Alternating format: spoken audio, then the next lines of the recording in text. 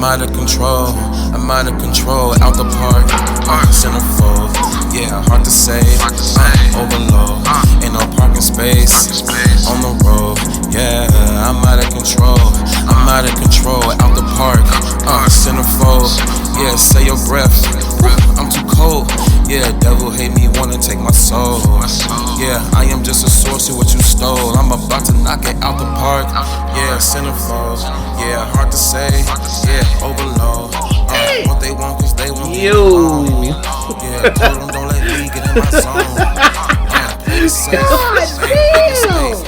yo, G, what happened, bro? You got knocked out already, G? Somebody got sent to God. That need fucking kingdom come. Wait, who got needy? Bro, it's gonna be on Twitter like in 2 seconds, bro. This nigga Shannon Fanning, whatever this white man's name, literally need this nigga until he can't. I don't even know if folks alive, bro. God Yo, damn. man, Jesus. We're finna go crazy then. Hey, look, man, we love them knockouts on Twitter, G. So hey, that's that. My content. bad, you viewers, but if you wanna saw what I just saw, the nigga body dropped like he got shot by a fucking. You know when you playing games and you do a shock move and then do the temporary stun damage and the nigga just fall like that? That's how he fell, bro. Damn, man's got done dirty. But Oh, apologies. no, it's good. Like, hey, spontaneous. But you're listening to a brand new episode of Black Otakus of the Culture, episode 105. Of course, it's your boy Chris J. Glad to be back. Got the whole squad on here. We got DC on here. Girl Sav on here. What's up? We getting niggulated. Oh my god. And we got Cam on here, G. The whole squad on here. We glad to be back. It's a cold day in Chicago, so fuck this shit. I'm literally in a hoodie because I'm cold as fuck right now, G. So it be that way. Nigga, that's that basement life, bro. It is. Upstairs probably warm as fuck. That basement life, bro, you fuck, G. Hey, I man. wish I lived in the basement though, bro. I love living in the basement. Other than the fact that dating long leg could choke you out. I love living in the basement. Hey, I signed the contract, G, so I'm straight. About by a spider, and that happened one day. Hey, I signed contracts with them spiders, G. But let's go ahead and get into this shit. Matter of fact, hold on. I need to just let this anger and frustration out because once the news break mid podcast, I'm just gonna be mad as fuck. So I might as well get this anger out now. So I'm about to do my clown now. So as you guys already know, I'm a Chicago Bears fan. A very sad, disgraceful Chicago Bears fan, G. So with that being said, I was in my mind, I'm like, we need a quarterback. Deshaun Watson doesn't want to be in Houston no more. But you know what they want to do? They want to watch my black ass suffer. They do. They just do. So what does an organization where they said, hey, the GM and the coach, you have 1 year to get this shit right. So common sense would be, oh, probably a top 5 quarterback is available. He don't want to be in Houston no more. There was a point where he wanted to be in Chicago very badly. What do? You try to get him. If I was the owner of the team. But no. These motherfuckers wants to get Carson motherfucking Wentz, who 3 years ago was an MVP candidate. Then he lost his job to Nick Foles. And then it was never the same after that. Is that the Nick Foles that Chip Adonis don't like? Yes. Is that a different? Okay. All right. No. That's Nick Folk. Nick Folk. Oh, Nick Folk. Okay. Yeah. See, white people with similar names. But point is this. Why?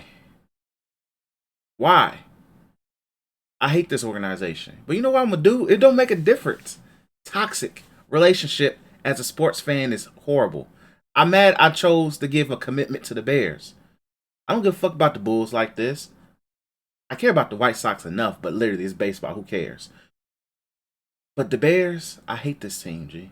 I dead ass hate this team. And when Adam Schefter sits there and tweets, oh shit, the Bears had given up a first round pick. Nick Foles can go. I don't give a fuck. Bye. He go back to Philly. They love you over there, nigga. You're a hero. You're getting a statue there. But Tariq Cohen, I don't give a fuck about either. That nigga has no ACL. He could do flips over there in Philly too. Ride dirt bikes, nigga. But bro, I don't want Carson Wentz, G. You don't want a black quarterback, but you get a ginger. That's all I'm gonna say in regards to that. I'm let it in there. I might censor that, but literally, you don't want the black man, but you want the nigga with the red hair and all of that. G, I don't get it.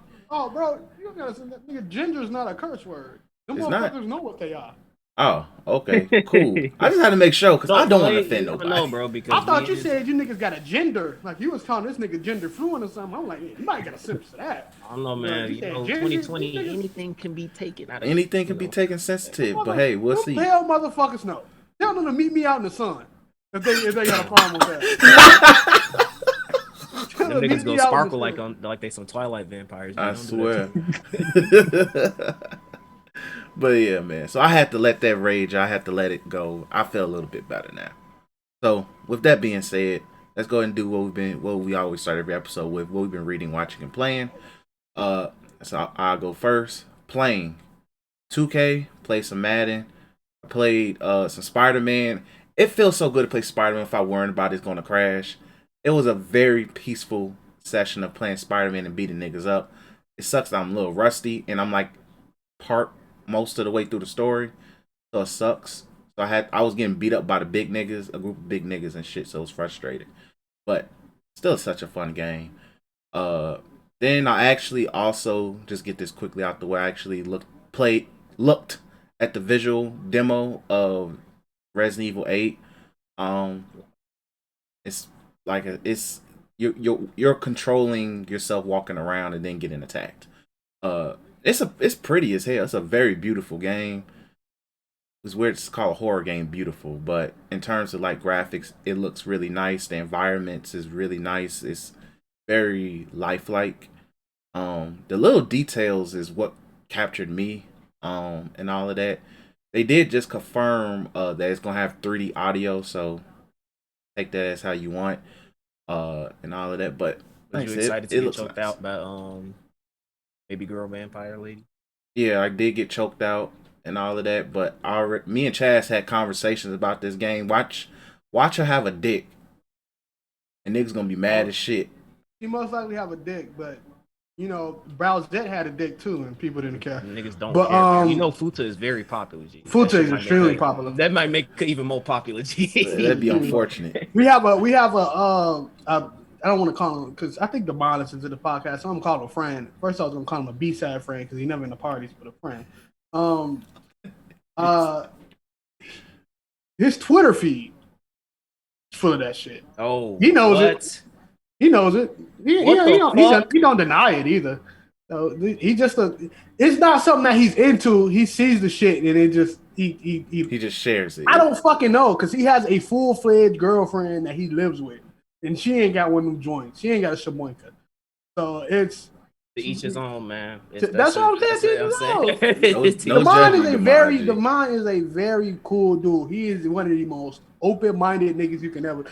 He's I'm glad I can call him a friend, but it is a You don't want to go on that Twitter page, huh? yeah. Don't look at his likes. Don't look at shit.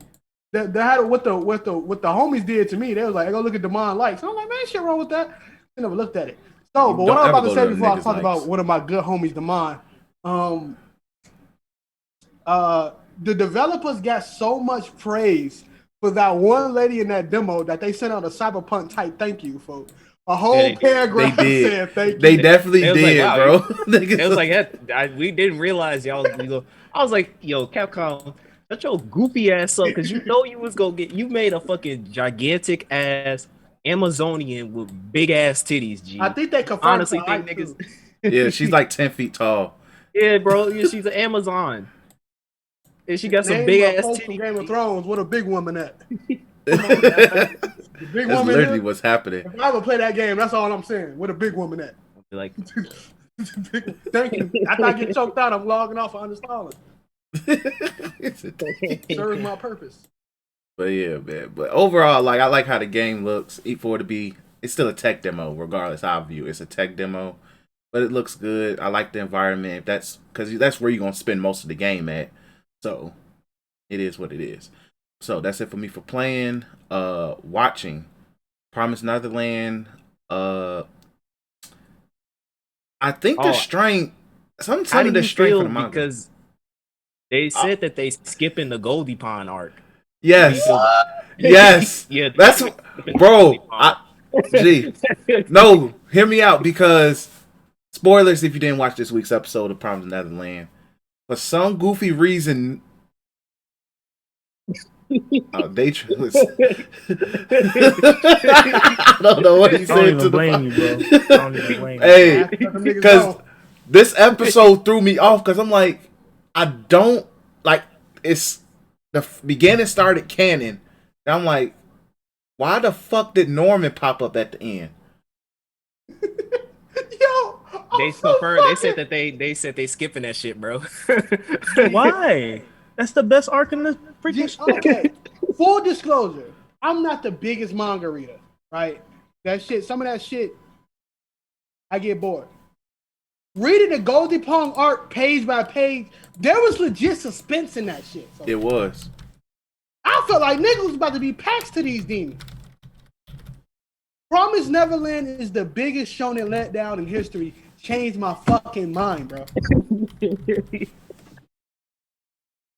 Bro, I was looking at them comments like, yeah, it's time. The boys. weird thing is, I'm glad I ain't see that because I like, gee, the end of the episode threw me off. I'm like, yo, are they deriving from the manga? Because Norman ain't supposed to pop up for after Goldie Pond. I'm like, yeah, so that shit, bro. yeah, gee, so and then next week's episode is a recap episode because they say, oh, we fucked up with the story. So it's like they thought mid as they producing the season, we're changing shit up, and we got to make things make sense. Yeah, so it's filler. It's non-canon into filler. Exactly. Makes sense. So they're not even the fact they're not doing the best arc is a letdown. But I'm gonna finish this season. I want to see how they're gonna fuck it up. I want to see how they're gonna fuck it up from here. I'm already in too deep. But hey, they fucked up. They fucked up badly. Big badly. So it is. They had one job. You had one job, which is just stick to the shit. But hey, and it's like they can't use the Full Metal Alchemist excuse because the manga was still ongoing. The manga's over with, dog. Like what? Over. Why are you deviating? There's no reason to deviate. Like I would say, as somebody who finished it, it was a satisfying ending. So it's like if you don't really derive from it, you can't fuck it up.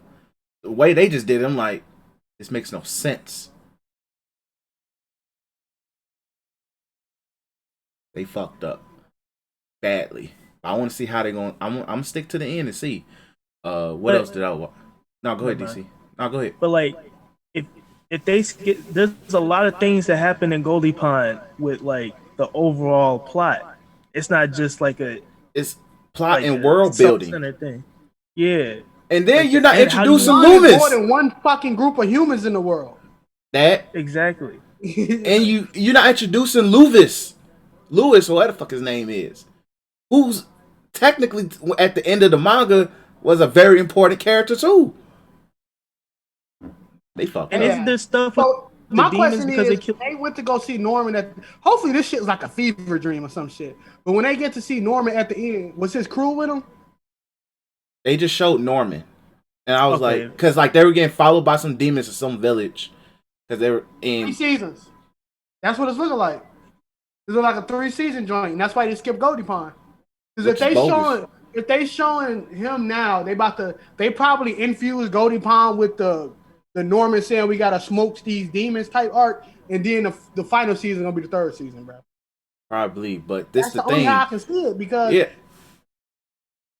that shit ass, bro. I'm usually look, bro. The only time I really say shit ass when it comes to like story is like, you know, shit that I'm invested in. Say for instance, shit like Naruto, Dragon Ball. I say shit ass. When it comes to stuff I'm not invested in, like say something like Dr. Stone or shit that y'all watch that I know of, or like One Piece, I really won't talk shit. You know what I'm saying? That shit ass though. That's some pure ass, bro.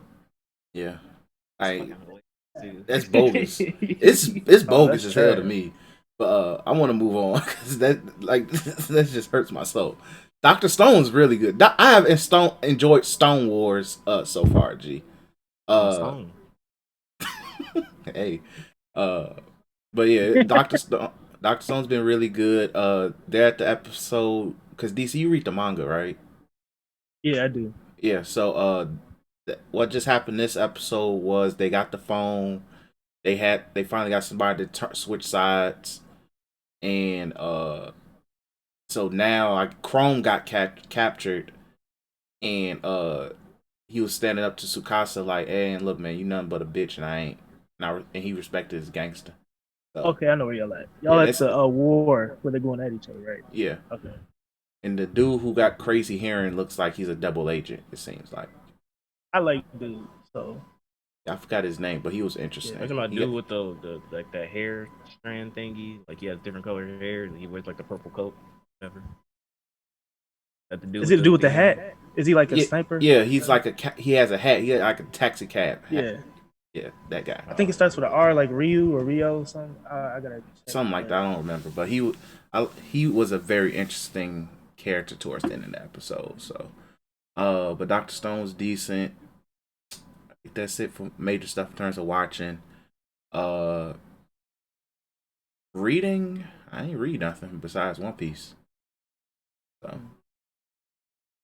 So, you know, I want to try to get this through quick. So, reading, I ain't do nothing. Watching, I really didn't watch anything new. I slept on my anime. We'll talk about Attack on Titan later. But I slept on my anime. I'm about to thank God that you and Cam put y'all list in the chat. That was really cool to you, DC. Now I can actually have something to talk about when them niggas talking. So I'll probably try. I definitely want to watch Sales at Work. That shit looking fun. So I'm gonna try to see if I can squeeze that in to my gaming and shit like that. The way my job set up is sometimes I just sit here without doing shit. So I probably can watch a couple of. I've been watching them, but the Truth videos at work. So I'll probably watch some anime while I'm at work too. Shout out to working at home. That's one of the few benefits. So we ain't nothing big on watching. Playing though, it's a gauntlet. So I'm about to speak real fast. I ain't got no reviews. So let me go to my thing.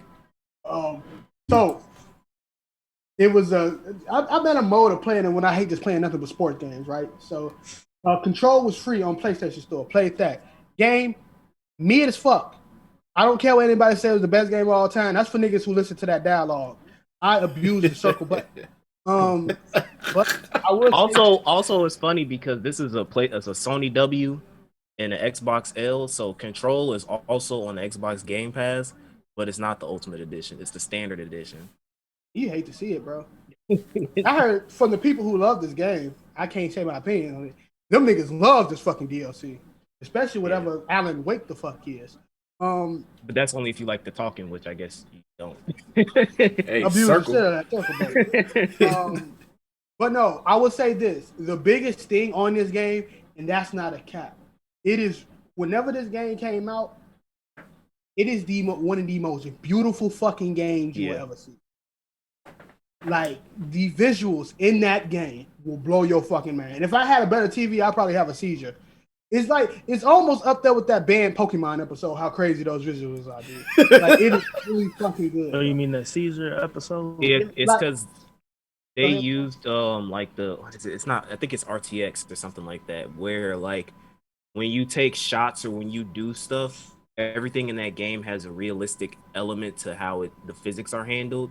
So, like if you like punch a fucking cabinet or some shit like that, or like shoot papers or something like that, like it'll realistically like do shit that it would do in real life.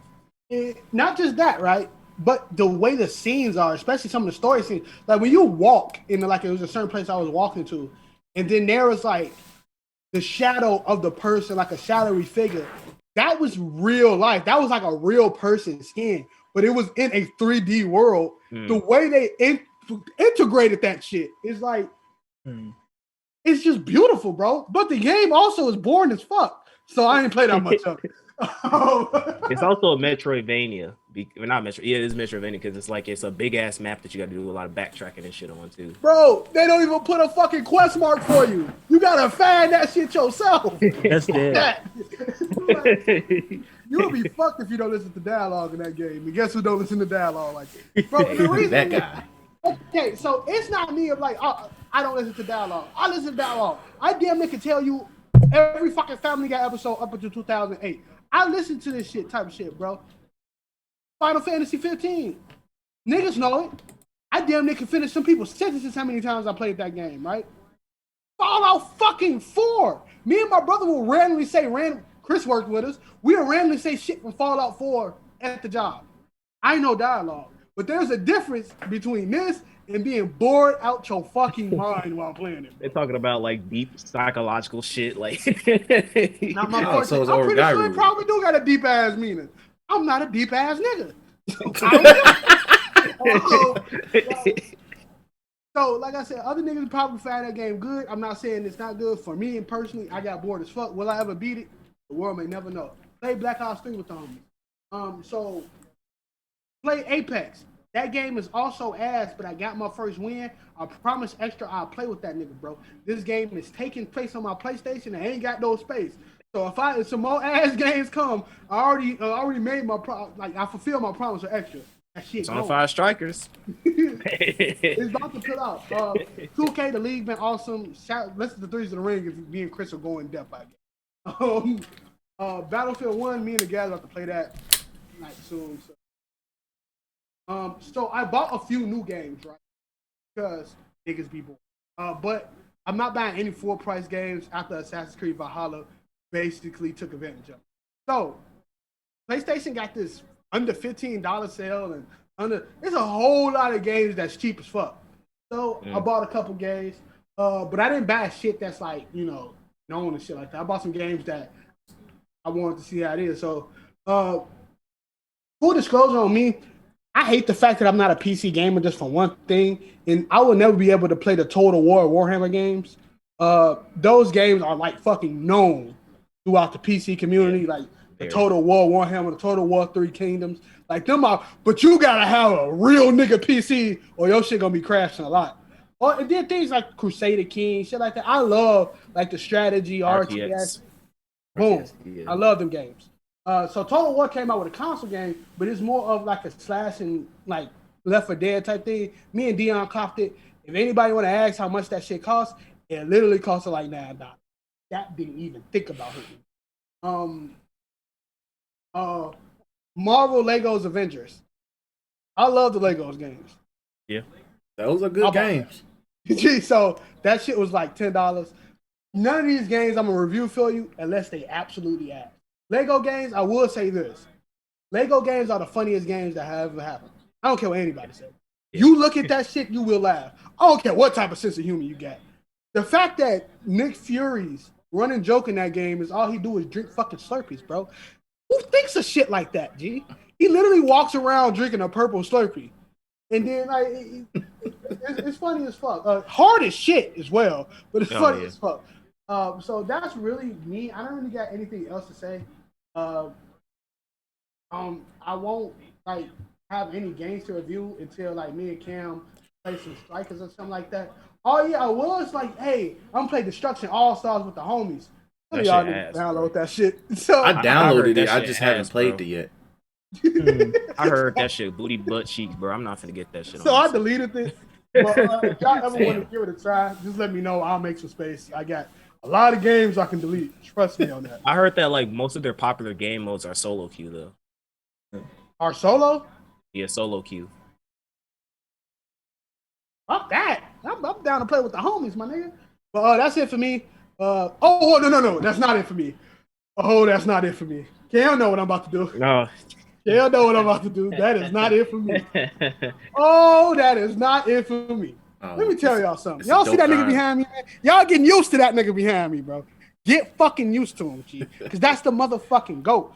Dokkan Battle's 6th anniversary. Cam gave you all the fucking details about that shit. But he showed y'all something that he did last week, too. He pulled the motherfucking GOAT.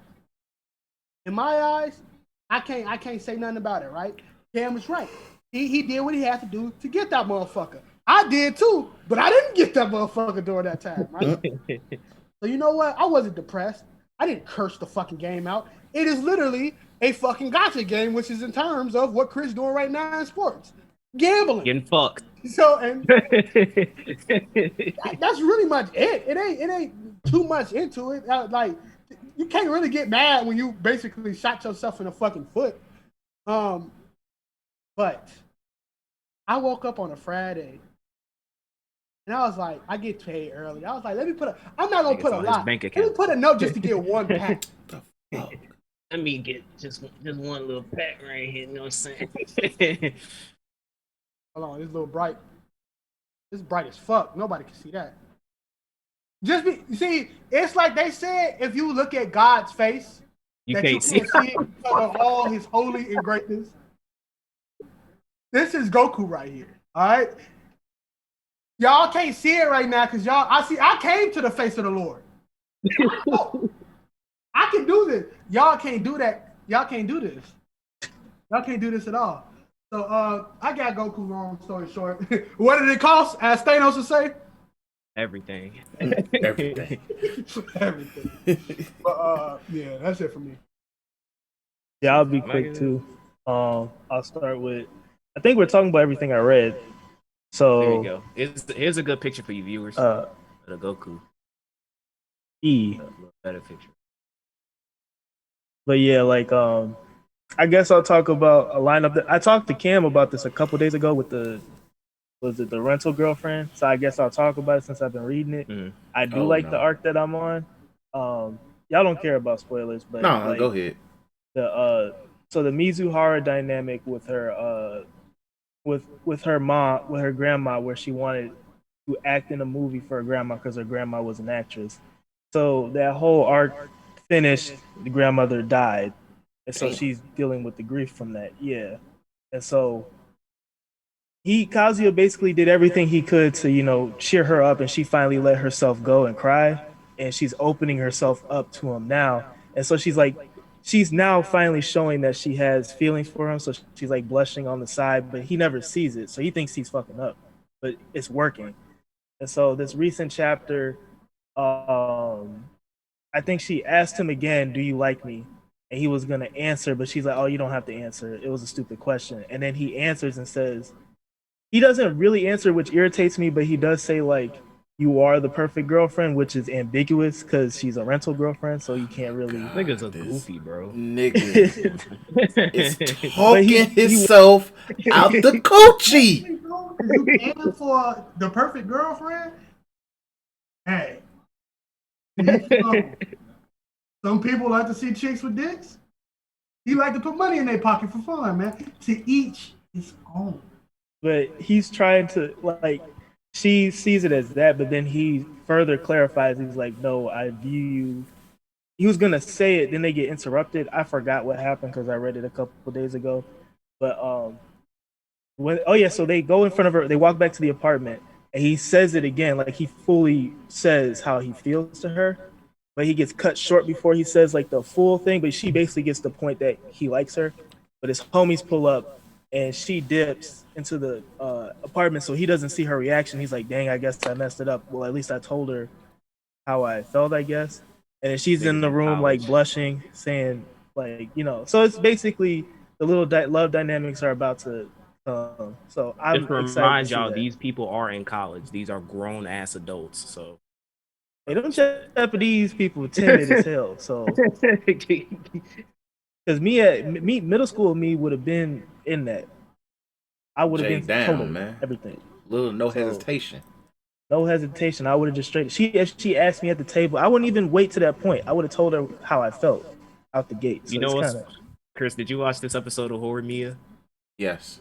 It's a stark contrast to that episode. Huge. I gotta catch up. Huge difference. And them niggas in high school, G. Damn. But yeah, that's it for reading. Everything else we're gonna talk about later. Oh yeah, Black Clover. Do you want to talk about Black Clover, Kim? Or we'll wait till you talk? That's later. Oh yeah, that's later. All right. So yeah, that's it for watching. You talk about Jujutsu Kaisen later, so I don't have anything for watching. So gaming. I'm still playing Fire Emblem as usual, and I'm on my. This is technically my third playthrough, but it's the second path with Claude. And like Cam told me that Claude and Demetrius are way better than Edelgard's, and that as you play the game, you'll start to realize Edelgard's low key like evil. Like that path was pretty bad. I feel horrible for everybody I killed on Edelgard's path. I repent because all these characters are so great. There's a character that I identify with really greatly, and that's Ignatz. And there was he's an artist, he's a painter, and he's a second son, so he doesn't get to inherit his father's estate, so he can't be a merchant. So they sent him to night school, and so he's like painting on the side, and every time when someone sees him, he says he's sorry and oh, it's just a hobby. I felt that because like when you're figuring out what you want to do in life, when I was figuring out what I wanted to do in life, I kind of saw art as a hobby, and I would say that, but then I grew to like, okay, this is something I really want to do, and I toughened up about it. And seeing him in that same light kind of, brings back memories. So I'm kind of attached to dude. He's kind of a bitch though, but he'll toughen up. But I just feel like I just like his character, and he's macking right now. I'm having him talk to everybody, so we'll see how that is. But I love Fire Emblem. I'm gonna keep playing it because Cam said there's a DLC, so I'm gonna play this like probably 4 or 5 more times. So you're gonna hear me talk about it for a long time. Then I'm gonna play Persona after this. So yeah, but that's it for me this week. Cool. So for me, reading the latest Lord Olympus chapter came out. Good shit. They're doing like they're kind of going into the tale of I think it's Eros, and I forgot the mortal chick's name, but like the chick that like turned into like a nymph just to get close to him. Well, she's kind of like intertwining a lot of the mythology tales together, and like that's the one she's focusing on right now. And then in the previous chapter, it was a chapter basically Hades and Persephone basically making out. It was fucking hilarious, especially when you consider the fact that like Persephone is technically Hades' niece, which Greek niggas doing Greek niggas things, but I still like it. It's cool, and I fuck with it. So shout out to Lord Olympus. Also caught up on Unordinary, and that's also getting very interesting as well, as far as they're doing the overall plot of, it's basically like a conspiracy thing going on with like the police and the government, tied to like the Hero Society shit. So that's getting very interesting. I'm gonna keep saying this. Crunchyroll, Webtoon, whoever's in charge of green lighting, which animes that y'all, which collaborations y'all get, they'll stop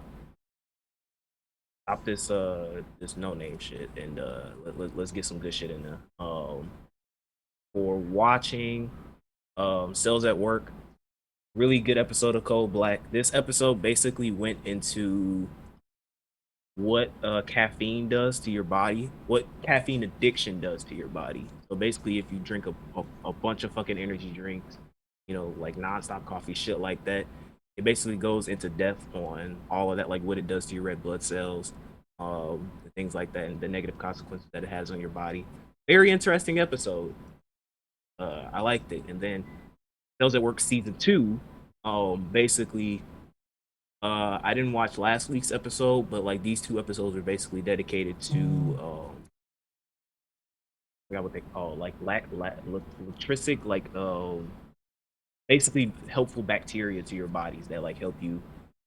They're bacteria, but they're bacteria that actually are beneficial to your body. So like your lymph cells, like the white blood cells and things like that, they won't attack those bacteria because they're actually doing good things to your body, like digesting things that other cells normally wouldn't touch.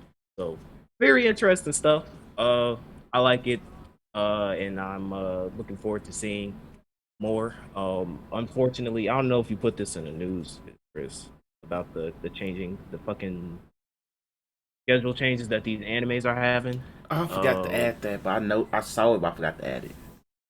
We can talk about that later, but that should go fuck up my weekly watching. That shit annoying as shit. Like why? But that's it for watching, and then for playing, like DC. I think that's it. I finished Dimitri's Path. last week. Really fucking enjoyed it. Very, very good. Probably him and Claude are like very close. I think I'm gonna have to do some more analysis and thought, but like, and it's a little bit of recency bias, but like Dimitri's just slightly above Claude, slightly. His path is. I still like Claude as a character a little bit better, but Dimitri's path, I think, is as far as like how I felt towards the end of it. I really enjoyed that path. So now I'm on my fourth, well, fifth because of the DLC. But technically, it's gonna be my final playthrough as far as everything story wise. This is gonna be the path, and basically, which I side with the church. So I'm excited to see like what happens as far as how they deal, like how that deals with like Edelgard, how they deal with Claude, how they deal with Dimitri, shit like that. So looking forward to that. And then I also got this new game, the new Falcon game that came out on YS. I don't know how to like if it's Y or East, whatever they pronounce it. YS9 Monstrum Nox. This is the ninth game of the YS series. That stars the main character's name is Adel Christian, I believe. Red hair protagonist. I really my only experience with the game was the seventh game, which was on the handheld console that everybody owned, the PlayStation Vita. Remember how popular that fucking handheld thing was? But yeah, I played it's the seventh game. It's called like YS7 Memories of Seclita, whatever the fuck I don't know what it's called. But I played it. I liked it. So when I heard that the ninth game was coming out, which by the way, difference between Japan and US localization, that shit came out like I think in like 2019 or something. Damn. In Japan. So I mean it's the same thing with Persona. Persona 5 Strikers came out in 2019. We're just now getting it. So but a brief little synopsis of the plot. Basically, there's it takes place in this prison city called Balduke. And Adel being like he's like basically a famous adventurer that gets into a lot of like supernatural spiritual shit. And essentially like they notice him and they're like, yeah, you're responsible for a lot of shit happening, so we go take you in. And basically, oh, you get thrown into this prison, you break out, this freaking mysterious chick comes and she shoots you with a bullet, and you get like this curse placed on you that turns you into what the game calls a monstrum. Essentially, you have like supernatural abilities now at this point where you can do shit that humans can't do. And your job now is to free the city from this curse called the Grimwald Knots, which basically every so often you have to defeat these demon creatures to save the city from being fucked up. And with the curse, basically, he can't leave the city at all. The curse prevents him for it. So now it's like, I gotta do this shit so I can leave because he's an adventurer and he don't like staying in one area for a long time. And then there's also a mystery with the actual prison system itself because they introduced the fact that he might have like some doppelganger or some shit like that. It's really interesting shit. But characters are good. I mean the main character is like he's like a silent protagonist, so like is what it is. But the supporting cast, like the other monstrums, they kind of have like code names: White Cat, Hawk, Doll, Raging Bull, shit like that. Really cool people. The plot is decent. The setting is good. Gameplay is an action RPG, so you like hack and slash, button mash and shit, you're gonna like it. It's nothing too complex at all, which I mean, it's fine. Simple is good. The actual world itself is big enough, even though it's technically within one city area. The world is big enough where you can have it's like a lot of areas to explore. They do a good job in basically like certain areas are closed off because of the curse, so like you can't just explore everything at once. You kind of have to unlock it as it progresses. Real good shit. So first impressions, I say the game currently right now on PS5 and PS4 basically because it's discounted. So the digital deluxe edition is normally like 70 something dollars, but now it's $60 until like I believe the 11th. So if you want to pick it up at a discount, Now it's a good time. I recommend it. The game is good, and it's gonna give you a good little. This is a to me because I know all my fellow JRPG niggas. We waiting for Persona 5 Strikers. This is a good game that ties you over until then. So get it if you can. Also, as a notification for my people who want to get Persona 5 Strikers. If you got the money, the digital deluxe edition of Persona 5 Strikers is actually in that version. It allows you to play the game. I think they said 4 days earlier. So not the standard edition, but the digital deluxe edition. So if you want to get the digital deluxe edition, so you play the game earlier, it normally comes out, I believe, on the 23rd. But if you get the digital deluxe edition, it comes out on the 18th. So next week, next week Thursday, I believe. Just some things to look out for. That's it for me. But yeah. All right, cool. So let's go ahead and get into the weeklies. So let's do anime first. Let's switch it up. So ReZero. Like I didn't really care for much for this episode, honestly. So I was actually talking to DC during the entire duration of this episode. We were talking about more interesting shit like WandaVision. So I kind of like caught bits and pieces of the episode. But from what I surmised, right? Like this wasn't like bad, but it's just like this episode happened. Like, it was just there for me. Like there wasn't really anything that like. So I guess it was confirmed that that dude with the green hair is Betelgeuse. Yeah, he was better. The fucking twisted ass nigga in the first season. Which I need to find out like what actually causes him to go green or whatever. Is it like he to morph? Does he see her, the freaking little lolly chick, kill Amelia's mom or some shit? And he's like, I'm insane now, or I don't know. But that little lolly chick was fucking hilarious. The way she planted dude on the ground and was like, shut the fuck up. Matter of fact, go. That was the funniest part. That was literally that 1-2 minute stretch had my attention. Other than that, like, okay. Yeah, I didn't really get a lot of the dialogue. Fuck, wasn't there something? Oh yeah, I would say the beginning of the episode was a bit surprised. It was a bit cool. We got some information on baby girl Echidna. That's always a plus. We got more information on Beatrice and her relationship with the freaking chicks. The that lolly grandma Garfield thingies. like the little lolly grandma chicks that Garfield likes. So that was pretty interesting. But like the Amelia stuff, I mean, like it was just there. Like it was a lot of people talking. And like the talking wasn't interesting. So like I mean, it is what it is. If you liked the episode, cool. I don't hate the episode, but like again, we kind of regressing into some season 1 shit that you was riding strong with season 2, and I mean I hate to keep being repetitive, but we're still in this fucking forest. I'm ready to leave. I've never wanted to see a place burn to the fucking ground so much. Like I really just want a freaking meteor to fucking blow that shit to the ground. I'm so sick and tired of seeing this fucking forest. Can we go back to the mansion? We go back to some other shit. I'm tired of these fucking trials. I don't care about Amelia's backstory anymore. It's not that sad. Who cares? Your village burned to the ground. So did Sasuke's. Up and up, bitch. And who cares? Like, let's move on. That's my thoughts on that.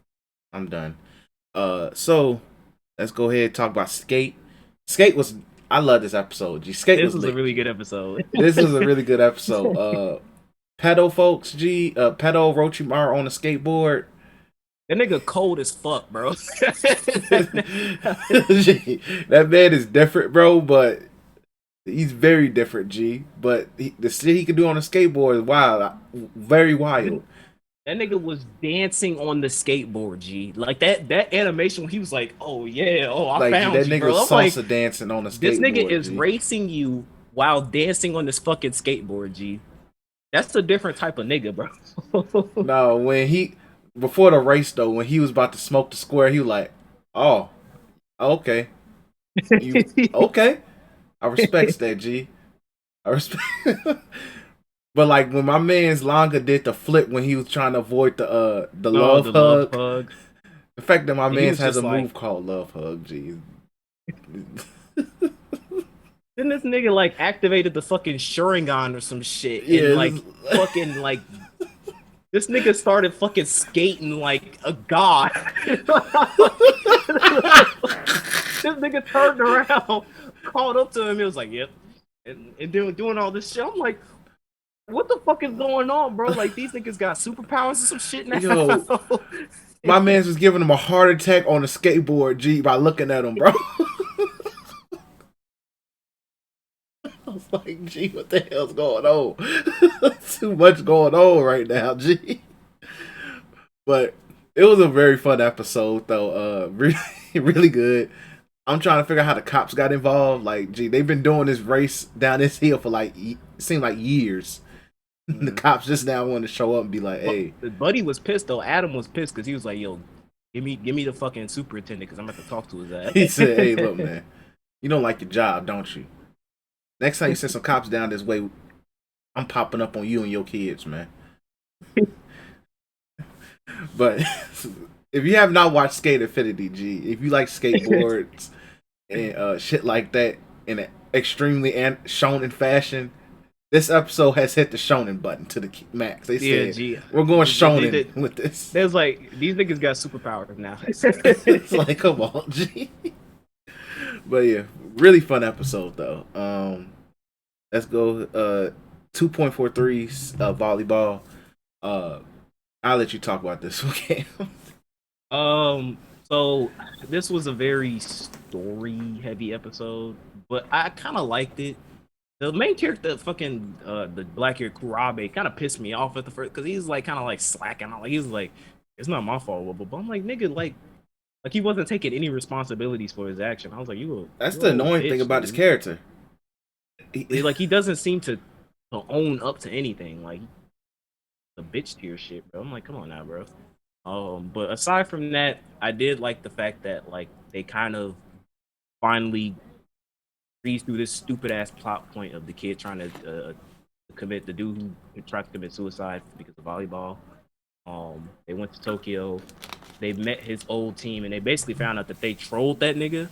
Mm-hmm. I'm like, bro, that shit bogus as fuck, bro. Like his old teammate was some fucking assholes for that shit. But it was a cool scene that basically Kurabe was like, yo, fuck them niggas. We going to the spring tournament. You ain't got to count them. Dope. We got to meet his old coach, baby girl. She's looking like a snack. I hit. And she was like, I'm glad to see that you're finally with some people that'll accept you. Blah blah blah blah blah, shit like that. So basically, this episode was just the warm up. Let's get all the story shit out the way, and then I'm hoping that the next episode is we finna play some fucking volleyball. This is a pretty decent episode. I mean, like, if you were if you're like me or you wait to watch your weeklies in one day and you're like, should I watch this episode of 2.43? I mean, there's nothing really that impactful that happens. You low-key could skip this episode and you would miss a thing. Just know that he resolved his issues in Tokyo. And they're going to the spring. Yeah. Horiyama was a very fun episode. Very good. I don't want to, because it sucks because I don't want to spoil it for DC. Yeah. I don't want to say too much. Oh, because he's watching. What episode are you on, DC? On 2. Almost done with 2 though.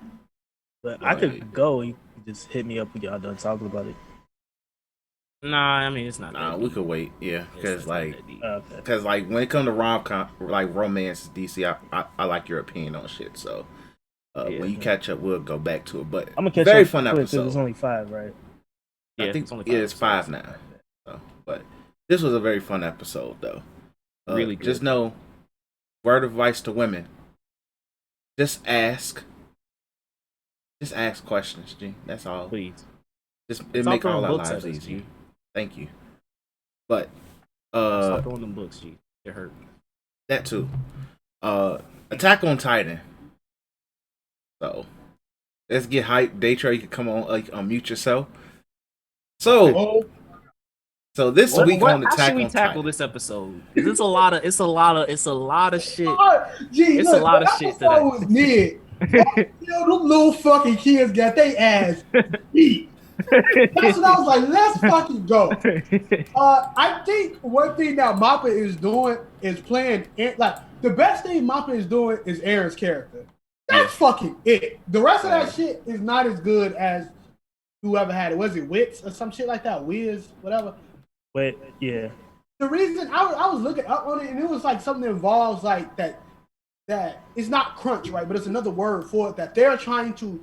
The people who was doing it before wanted it to last, like they wanted to detail out each episode because that's what they did with the original Attack on Titan. The original Attack on Titan, when it comes to their writing, was way better because it added up to something. This is just boom, bow, bing, bop, and Let's hit it while the popularity is high. and that's why they was like, yeah, we're gonna give it to Mappa. That's why it's so much CGI because they're like, we want this shit done. We want Attack on Titan done. That's why it took so long for season 4. Season 8 Game of Thrones. Even though CG, the crazy thing is like people talk about animation and how long it takes. CGI in anime is actually quicker than 2D. It's actually so people they usually use CGI to cut budget. You have a base model. All you gotta do is move that shit around. Exactly. So, but I let y'all talk about it more. Because like I said, my favorite part, like nigga, I don't give a fuck about Sasha. She was a mean character. Niggas on Twitter talking about is she a mean character or is she somebody that we should care about? Nigga, her last words were meat. She's a mean character. It was good, but like so that moment and people talking about why people talking about Gabby but defending Aaron. Aaron's the main character. Gabby's not. I just answered your question. Who gives a fuck about Gabby? Why should I give a fuck? Why should I defend Gabby? Y'all some weirdos too, G, because some of y'all defending Gabby as some fucking weirdos. Like that. We are in this. We are. Yes, the story is trying to make it seem like we supposed to not know which side to pick. But at the end of the fucking day, we with them niggas that we was with fucking 3 or 4 years ago, whenever Attack on Titan came out. So fuck Marley. What cares, G? Who fucking cares? The best thing about that whole entire fucking episode was literally them little kids getting fucking stuck. Shit was funny. And that was the best fucking thing. The best fucking thing. And I love it. I love it. I love it. The people added Nuck if you buck with it. People Fight back, nigga. Fight back. Fight back, nigga. It was wow. And I feel so sorry for my nigga Falco because he's like, he's guilty by association. G. His ass was like, fuck. I was like, hey man, I ain't had nothing to do with this. I was just trying to stop her ass. And at the end of the day, the Aaron, I still think Aaron doesn't give a fuck. But the reason I think that he was so hurt is because Sasha is technically one of the people that he's trying to protect. So when you see somebody that you're trying to protect, even though you in a I don't give a fuck attitude, you still like, damn, I gotta realize the weight of my decisions. But I'm pretty sure Aaron gonna be like, go kill some more kids. So we're about to see. Hey, DC and Chris, don't what's his face got like some type of big crescendo plan in his head. Aaron? No, not Aaron, his brother. Both of them. This is the Aaron is about to go solo. This is the Yeager family send-off. It's the Yeager family solo act plan now, which means a lot of talking. Somewhat invested, so don't spoil it for me like that. I know what goes on, but I don't know the meat and potatoes. I'll just say plot twist galore. Yeah, it's plot twist after plot twist with a lot of talking. Well, just like what I'm about to do, that's what I'm gonna do when I watch it. Nigga, press circle button. Nigga, press circle. Oh man! All right, I want to talk about the thing that pissed me off the most about this episode. I don't know if y'all caught it while y'all was watching. It wasn't the Gabby shit. It was the fucking physics of this episode. And stars fucking aligned for Gabby. I'm talking this little bitch. All right, because I need I'm pitching this as if I'm the one who's about to tell you the direction that I'm trying to get this episode in. You're telling me, Gabby, who we've seen do shit for all as the soldier, right? The only thing she did was fucking walk into the middle of a battlefield with a dress. You're telling me, Gabby, a fucking pistol, walks out Rifle. with a rifle. He's a nigga in the fucking sky. This nigga is fucking moving. You're telling me she perfectly shot this nigga out the fucking sky. This nigga lands on the ground. No noticeable yank. Nobody on the ship notices, oh shit, did you hear that? Like, They didn't give a fuck about that guy though, KMG. this nigga, no. This nigga falls on the ground. And he's standing perfectly still on the ground. I need you to realize this. The airship is still moving forward.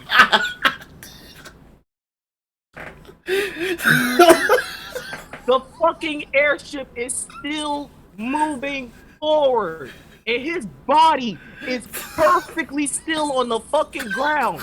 She runs up to the body. The body is still fucking still, my nigga.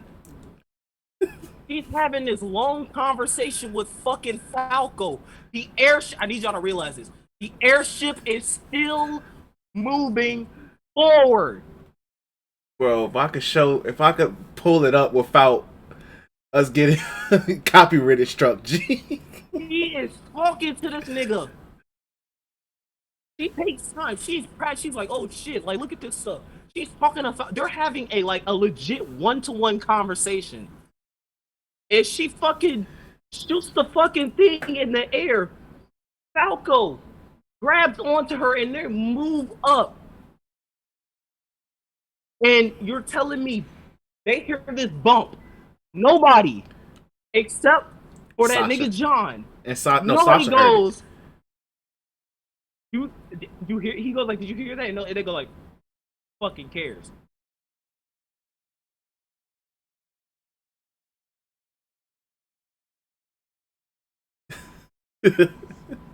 You're in the middle of a fucking war zone.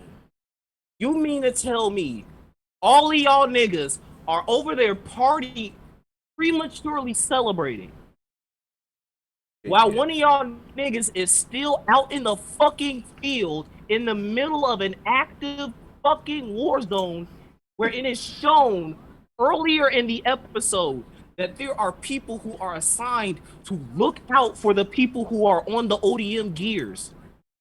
And you're telling me nobody was assigned to look out for him on his ODM gear. Nobody noticed a huge yank when this nigga got plopped out the fucking sky. And you're telling me that this airship all of a sudden was moving forward and still because Gabby was able to perfectly go up to his body, not moving, grab that shit and go up to the fucking airship. In that line of logic, it's no fucking reason Sasha got shot. Y'all dumb niggas deserve that shit, you stupid fuck. How does that happen? Yo, you who wrote this show, you whatever, you cold. You did a good show. You didn't have a script doctor. You didn't have anybody look at your shit and was like, bro, this shit makes no fucking sense. I'm looking at this episode, I'm laughing, my nigga. I'm laughing like, what the fuck is going on? This bitch Gabby in the fucking alleyway was talking about, did you see it? They're trespassing. And then Falco's kind of grown on me as a character. He's like a 5 out of 10 now. He still fucking sucks, but you know, he's there, right? He's like, listen. He's like, look, Gabby, we did this to them. She looks at him and goes, did you see it? Implying that like, oh, she didn't see it, so there's no reason for them to stress. She sees that there's no reason why they should do this. In the next fucking sentence, she goes like, we need to kill all those devils. Bitch, it's that line of reasoning why they are invading your land. Who wrote this episode. The writer of the manga. Y'all niggas are grade A stupid. That shit was ass.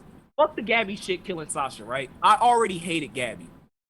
Trash bin ass fucking character. If you like her, you're either A, Racist. you're a garbage anime watcher, or B, you're a sick pedophile. And you're You're racist. fucking weird. And So racist. I don't want to talk about that shit. Or you're a fucking edgelord. That Racist. shit was ass, dog. Or they just one of them niggas who I'm gonna like the people nobody else like because nobody else like them. Man, Internet fuck culture that. people, yeah. Fuck y'all. That's my rant, bro. I just had to get that shit out of my fucking chest. That episode pissed me off based off physics alone. You're going like, oh, but it's anime. It's not real. They go into depth in season 1 to talk about how realistic the features of the ODM are. So by their own fucking logic, the shit that happened for Gabby to get into the airship should not happen. This nigga should have been moving. Like Gabby should have been like, Oh, let me catch up with this, you know. fuck. All right, let me. Like, come on, G. That's all I gotta say, bro. Goofy ass episode. I'm mad I ain't noticed that, but I peeped. It was like whatever. No, hey, we low key, Chris. When we read that chapter, we were like, "What the heck just happened?" Because it was just a random. There was no build up when you were reading the manga. It just happened. It just happened. Yeah. It literally just happened. So it's just like, Oh, like it just like damn, Sasha got popped on the manga. yeah. Then with this, they did do a little bit of a build up. They were just the lead up was very like fuck it. Ass. Yeah. But the sad part is just Sasha dying did overshadow the reveal that Beast Titan his brother is fucking with him. For the ops. Like, That was the gee. best part of the episode. Them getting stomped out and the Jaeger family being a send off. That was the best part of the episode. Oh, Zeke. I just remembered his Yeah, name Zeke. now. Yeah, Zeke. So like that got overshadowed, and just also how I just like how Levi just be like, nigga, I don't fuck with you, and I own your soul. Keep beating Aaron's ass. He said, I don't fuck with you Yeagers, G. I don't trust y'all niggas. He really is like Uncle Rux. I don't trust you new niggas. I don't trust you Yeager niggas, G. I just don't. But yeah, so Attack on Titan was decent. I think what we got Jujitsu Kaisen next. So I'm Whole lot of probably ass. I'm probably the only one that just I enjoyed the action of the episode. Whole lot of Fuck ass. out that episode. I didn't watch it, but Cam told me, and I remember the chapter. So A lot of ass. So I'll say this, right? Because we gotta. Is it Uchiwali or is it One Mic? Niggas, this was the one big thing that niggas was talking about in fucking God of High School, right? That the action was good, but the character and the stories behind it were bad, which made the action bad. Very true. Same shit in this fucking episode. I did not give a fuck about Sakura with a hammer with her fight with the lolly on the broom. Did not give a fuck Sakura about with a that. hammer. Shit was garbage. I did not give a fuck about the spear chick with the fucking blue hair chick with the katana. Guess why? Because I knew she was gonna win. I knew the spear chick was gonna win. So fucking obvious. Was the action good? Yes, but I didn't give a fuck about anything behind it. Done. The final fight sequence, if you could call it a fight. The conflict, because me and DC was talking about this. I don't know if they think that I give a fuck, but the conflict between Mai and Maki, put that shit in the trash, bro. I don't give a single fuck about their dynamic at all. You basically took the one concept about Haikyuu that I like, which is talent versus effort, and you essentially made it for dummies.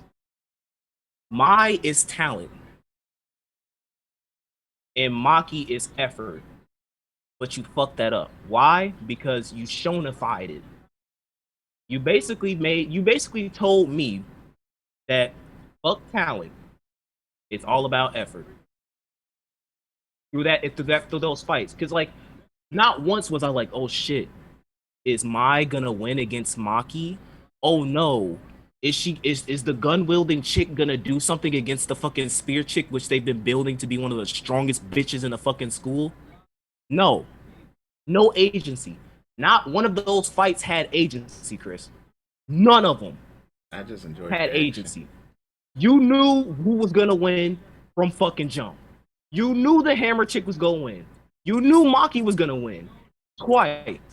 No fucking agency. And then you end the fight. Get this. You end the fight basically with her saying that I have talent. I have spirit powers, right? I got the spirit powers. In exchange, Maki got supernatural strength. What?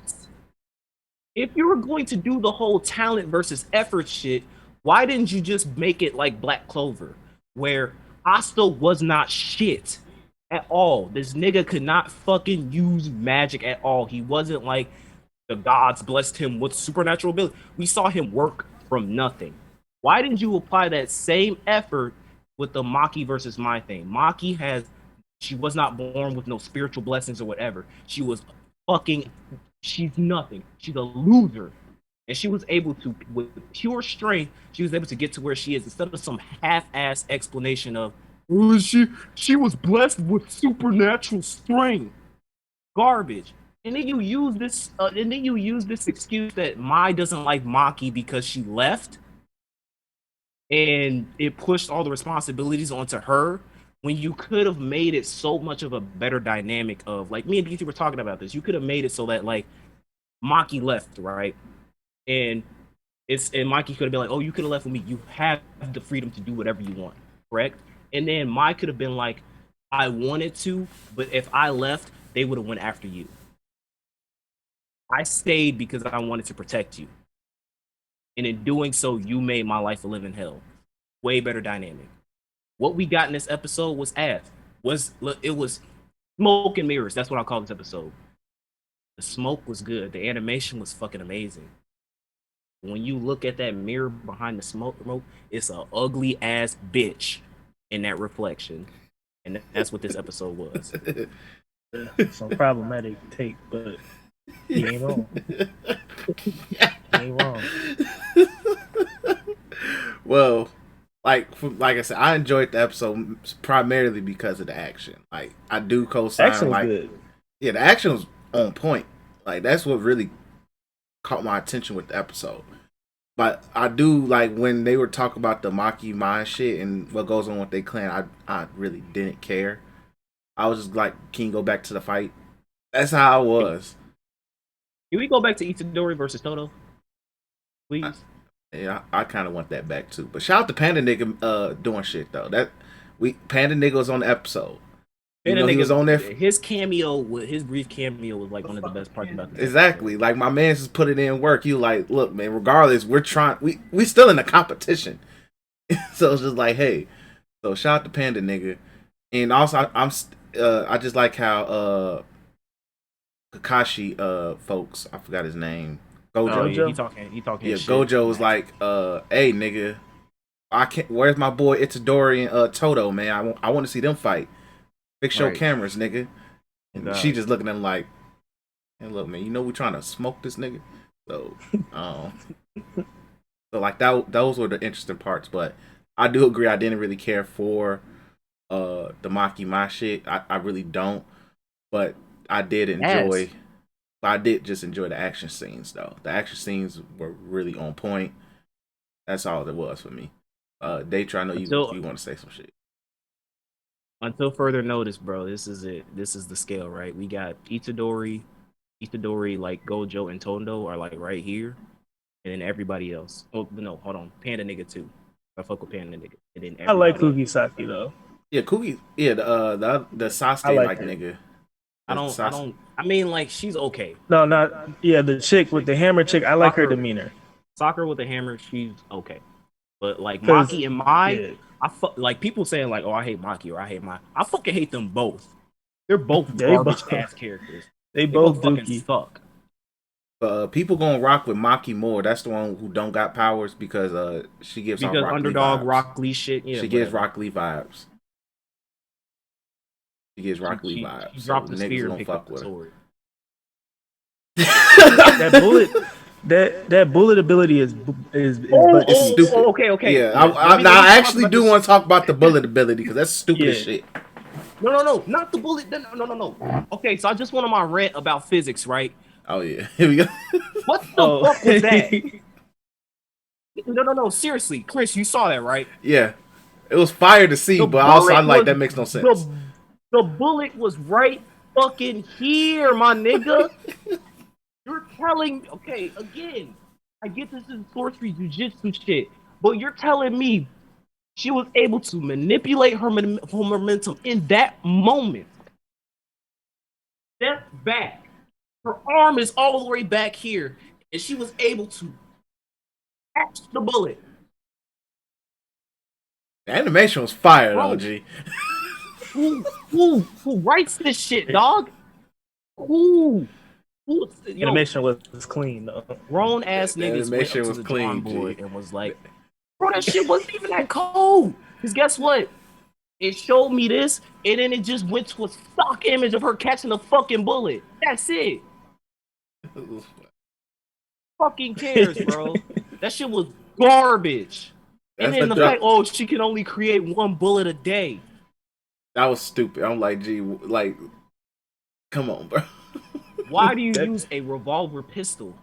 You could have a bitch that carries like 36 fucking rounds. Why are you using something with 6 bullets, you dumbass? You know what? It's stupid because she would have to take like a month off just to get her ability up if she was to do something like that gun that you just talked about, Cam. She would have to wait a whole month to do that. That's no, ass. but like those. That's if she wants to create a bullet. Is she? Yeah, isn't it like if she wants to create a bullet? Yeah, it like takes okay, a day? because literally her ability is like okay, she uses the gun. Those are like regular sorcerer bullets or whatever, but she can create. She can technically create a weapon and use it, but for her sake, she could create a sorcerer bullet after she runs out of ammo.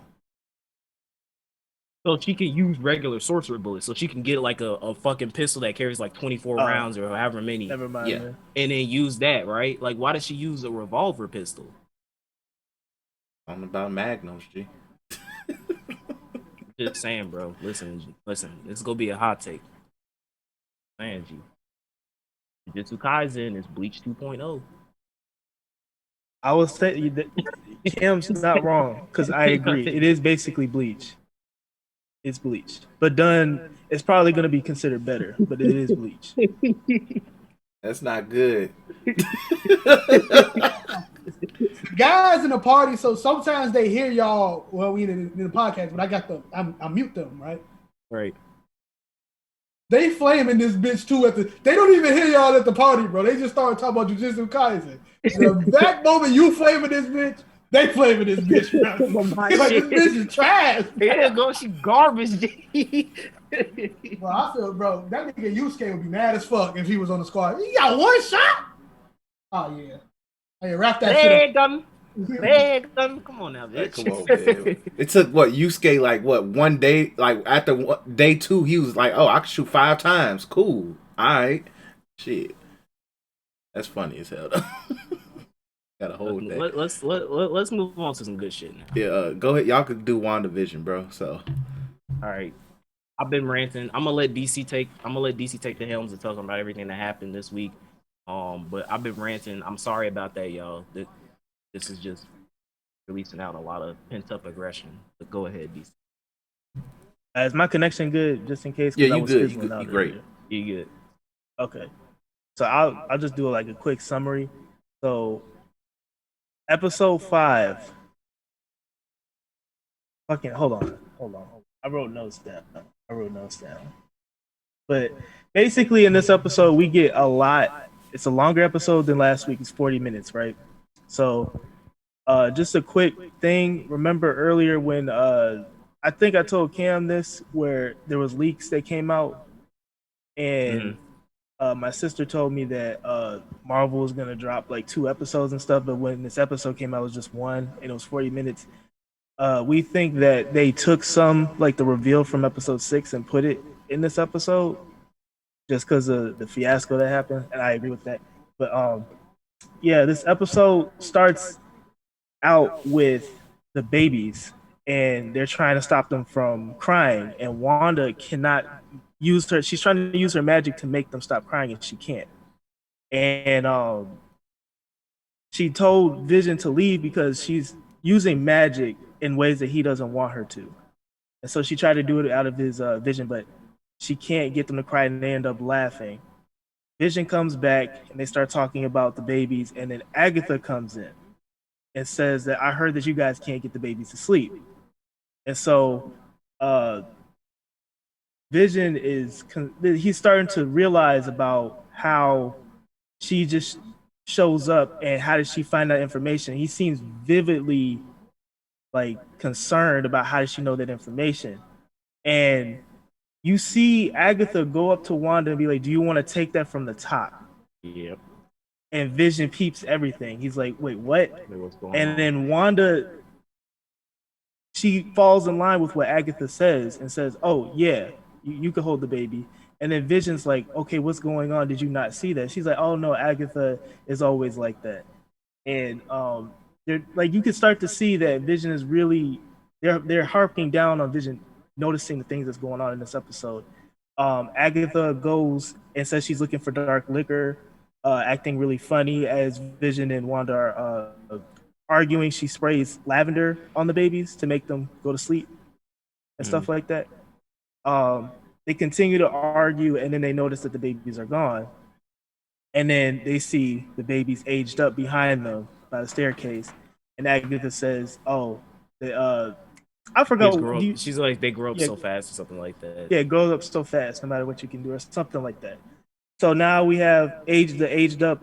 They have a montage of the kids taking pictures of them, like to show the birthday cake 1 through 5. Yeah, so birthday- so I was because I was me and Joe talking about this, like what show were they referencing? This is the 80s. It's confirmed that this episode is the 80s, and I think they said that they were referencing Family Matters. I think it was Family Matters. That's fucked up because Family Matters is fucking mid.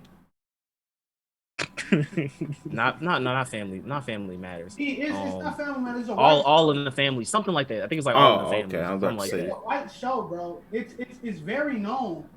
I think it's all in the family because that's Oh, that never show mind. with that freaking the old white dude and the old white lady. The old white dude is like low key racist. It starts off with the picture. I think the theme song goes like dun dun dun dun dun dun dun dun.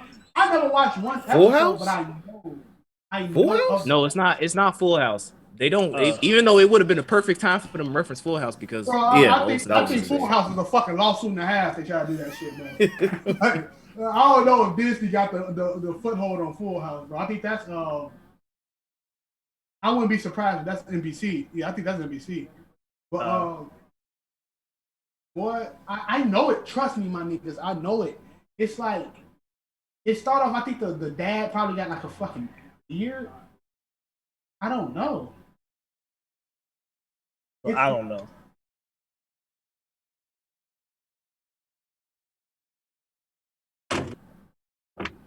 We good?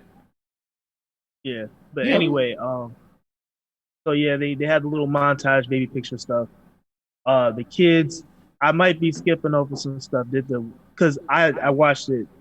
I usually remember things out of order. Did the sword stuff happen before the kids started bathing the dog in the sink, or was that after? Say that again. Was The the sword sword stuff. stuff before the kids started, washing the dog, or was that after? What you mean by the sword stuff? When they cut to No, sword, that was. I think it was before because I do remember the chick. I think the Thor chick. She said like they aged by like 5. That could have been after. Hold on, I'm trying to think. well, we could talk about it. It don't really matter. I think it was. Yeah. I think it was after. I don't know. It was after. Okay, so like the kids, they bathe in the dog, yada yada yada. Agatha, the Vision comes in and she's like, "Why are you in your human form?" He's like, "You never know who could just pop in." So he's really getting a beat on Agatha popping in at the right time. Comes in with a doghouse, exactly what they need, and he notes it. You came He's in like, with how did you exactly know that? How did you know exactly, we had a dog? and Wanda doesn't care. Wanda makes a dog collar just in front of Agatha, and she sees everything. No, it's like normal. And Vision's like, I thought we agreed on not using our powers in public, and she's like, I don't want to hide anymore. And Vision's starting to say, like, we're usually on the same wavelength. What's going on? Is there something you're not telling me? And the kids ask, "Oh, can we have a dog?" And she's like, "Oh, when you're 10." And then they look at each other, and then they age up Right 10 in front years of old, Agatha. right in front of Agatha. And then she's like, "Oh, I hope this dog doesn't grow up." So she's like, obviously knows what's going on. I think we cut to Shield after this, right? Yeah, that's when you cut the shield sword. Okay. I love this part because they're discussing about who, because Wanda's abilities weren't like this before, where she was usually a telepathic person, but now her abilities are amped up. And then they're discussing who's the most powerful Avenger, and they were going over the end game where they were like, oh yeah, she was gonna take out Thanos if he didn't order a kill strike. And then I think the Asian dude was like, "Oh, what about Captain Marvel?" She seemed like she was holding her own too. And you see Monica look visibly She did like not. She was upset. not. She didn't like the fact that they mentioned her Yeah. name. So I don't know what that is. And then Monica was also, she said she was going to text a astrophysicist to come in An and aerospace engineer to yeah, help them. yeah, talk about how they could get through the hex, how they could make something to get through the hex. Um, so freaking what happened? Okay, yeah, so yeah, that's what happened. So they discuss all that. I think it cuts back.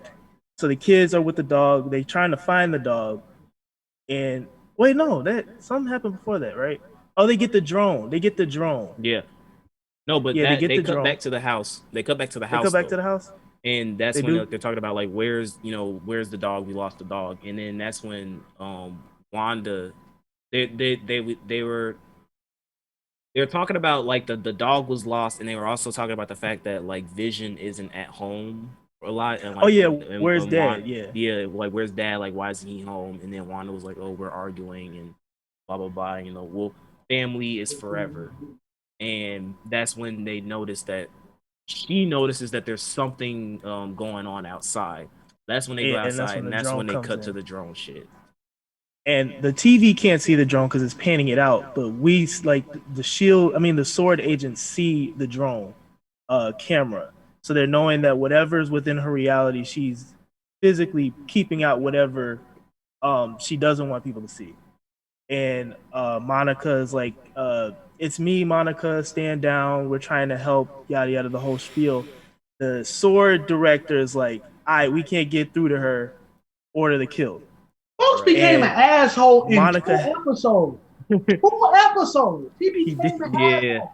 he became the stereotypical like general jerk nigga. I But was rocking with folks. I thought he was gonna get some poo tired at the end of the show. That was but the like, honestly ooh. though, from I Yeah, understand his reasoning. I understand why he's doing what he's doing.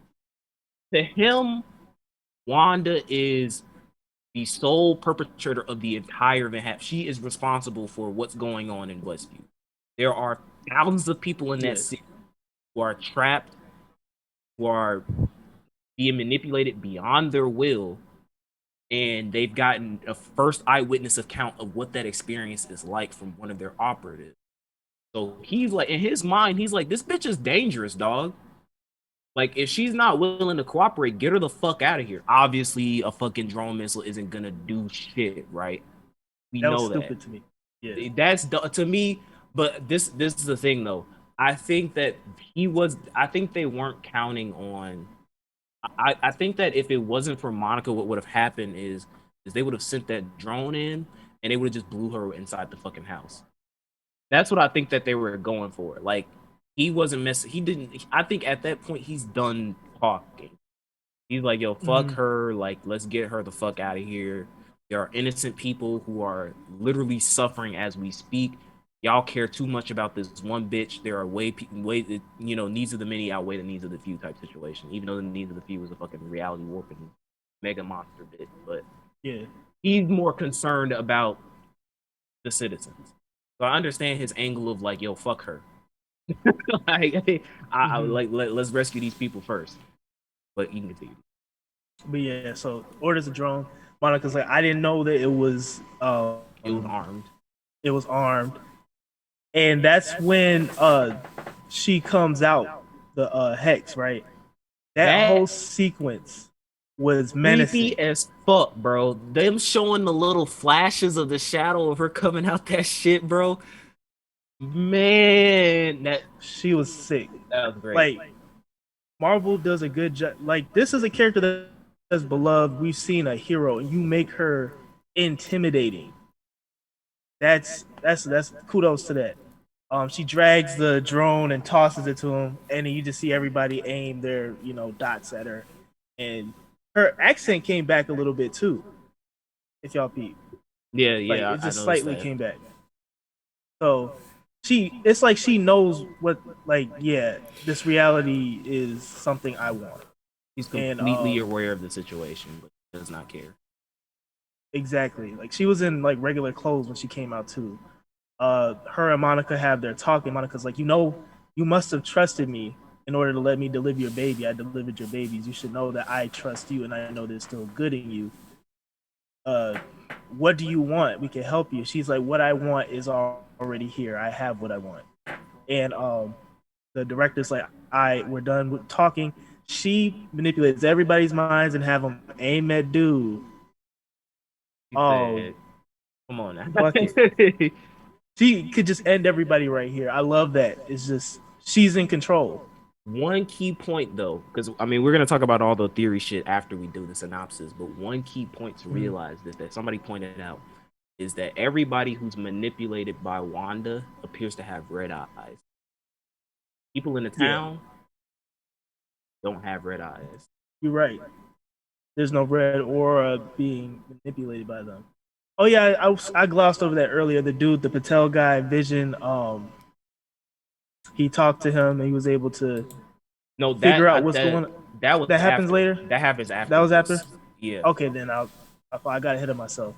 She goes back in to the hex. Looks like she fortifies it, and everybody's left stunned after that. And then they cut over to Vision being in his office. He helps his homie with the email, and it's a sword case file about the situation that they're all reading. They just all read in unison. Read it. That shit creepy as fuck. And they laugh afterwards, G.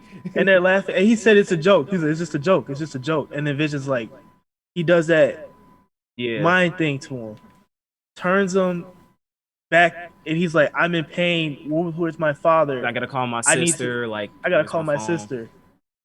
Crazy, just in distraught. Vision's trying to figure out what's going on, and he's like, she's in my head. It hurts.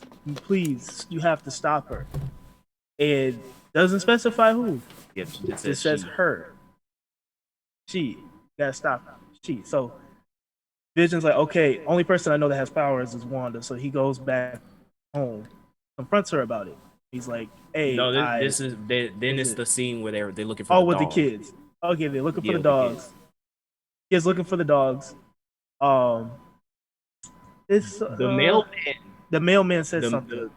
The mailman says, they're like, oh, we're looking for a dog, and the mailman says, don't worry about it. Yeah, your mom is gonna find. Your mom's gonna make sure she find the dog.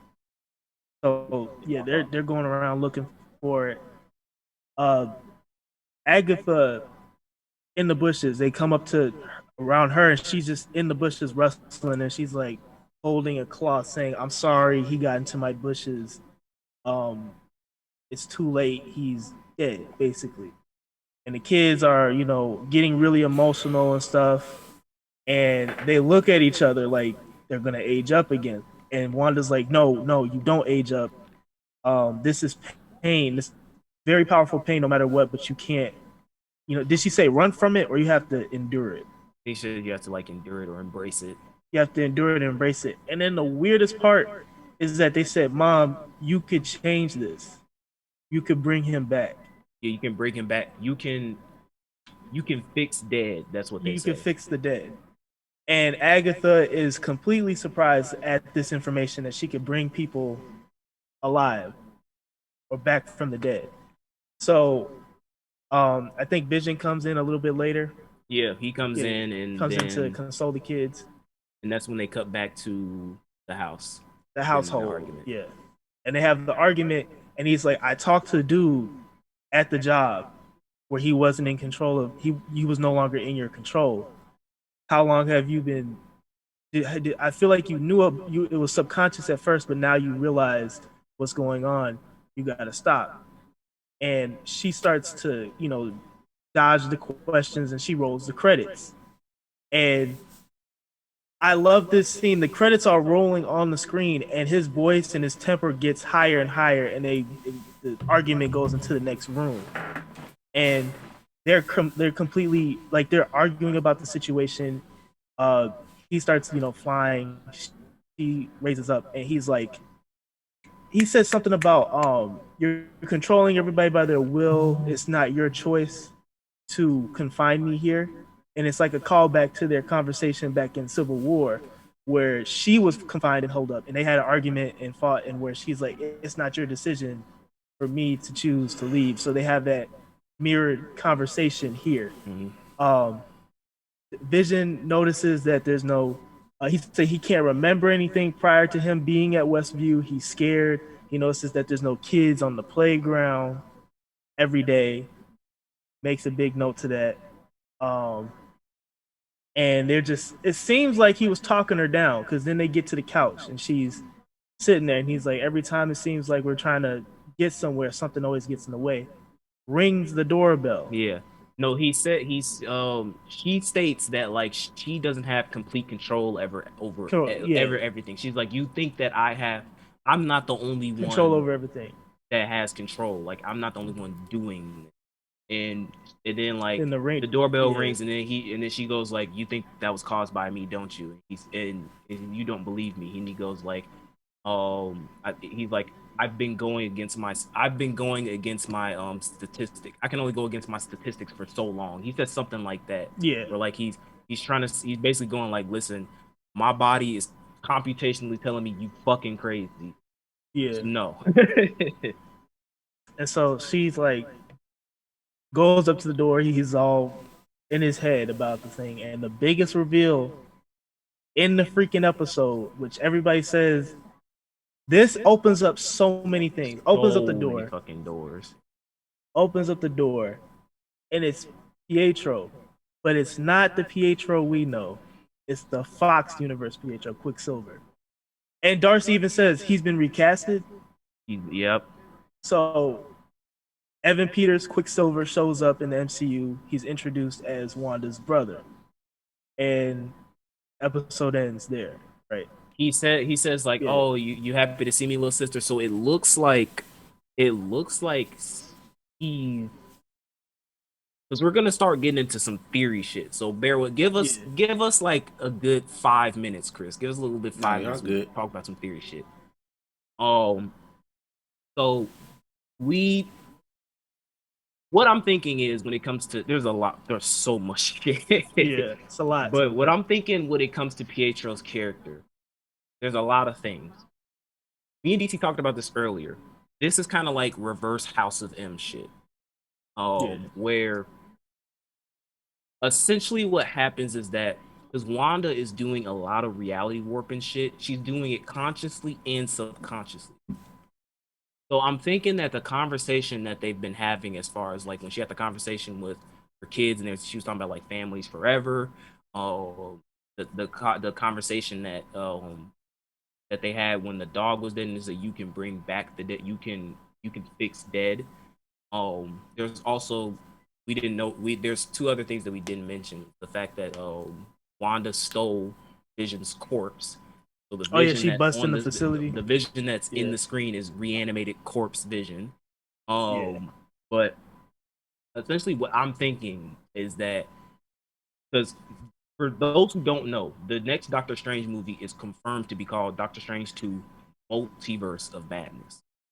What I'm thinking is that she subconsciously, or if it, whether it's Mephisto or Agatha, in order to distract Vision and Wanda from talking about the full mystery of what the fuck is going on in Westview, basically distracted by bringing back her brother.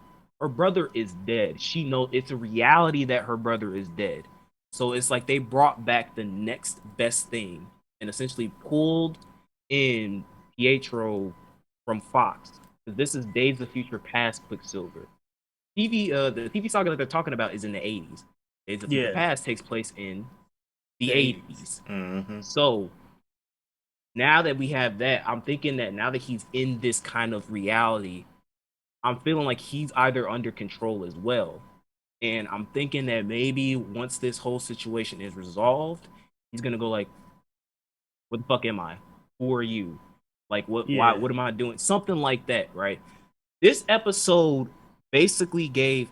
This episode was a confirmation of like the keys are being handed to MCU. They can get away anything they fucking want to because they set this shit up. A lot of theories are coming. The biggest theory that is floating around is that this is how they're going to introduce mutants. This is how they're going to get the X-Men into the MCU. Not they've been here all this time. The event that's taking place in West Point, because it's also another thing that we glossed over, is that they show once Monica Rambeau gets kicked out, they're at this table and they're talking about like the fact that her X-ray, like we came back with your X-ray, and it's kind of like what did they say, DC? It's like Non-conclusive. They can't. non-conclusive, Yeah.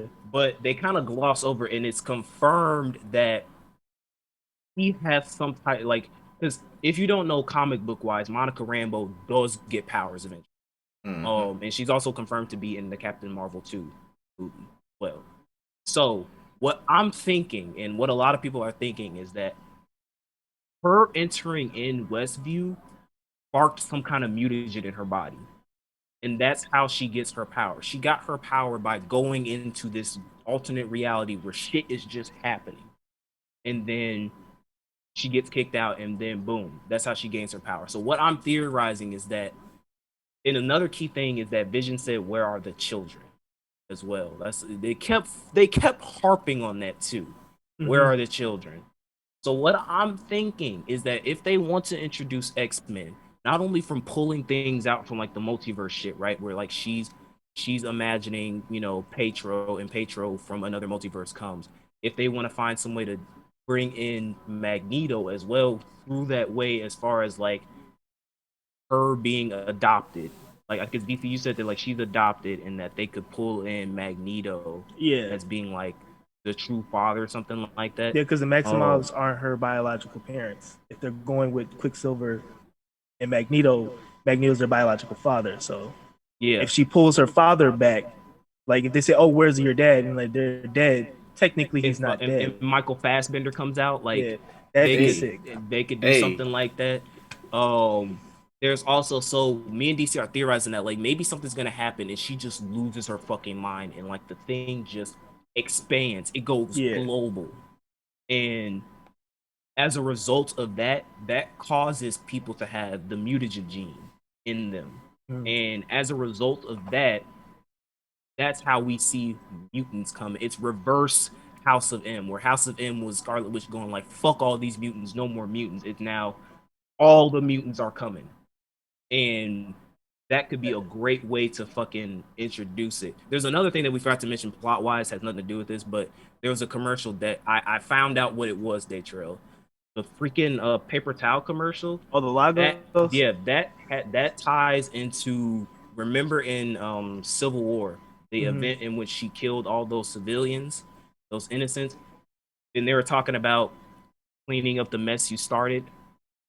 That's what they were talking about.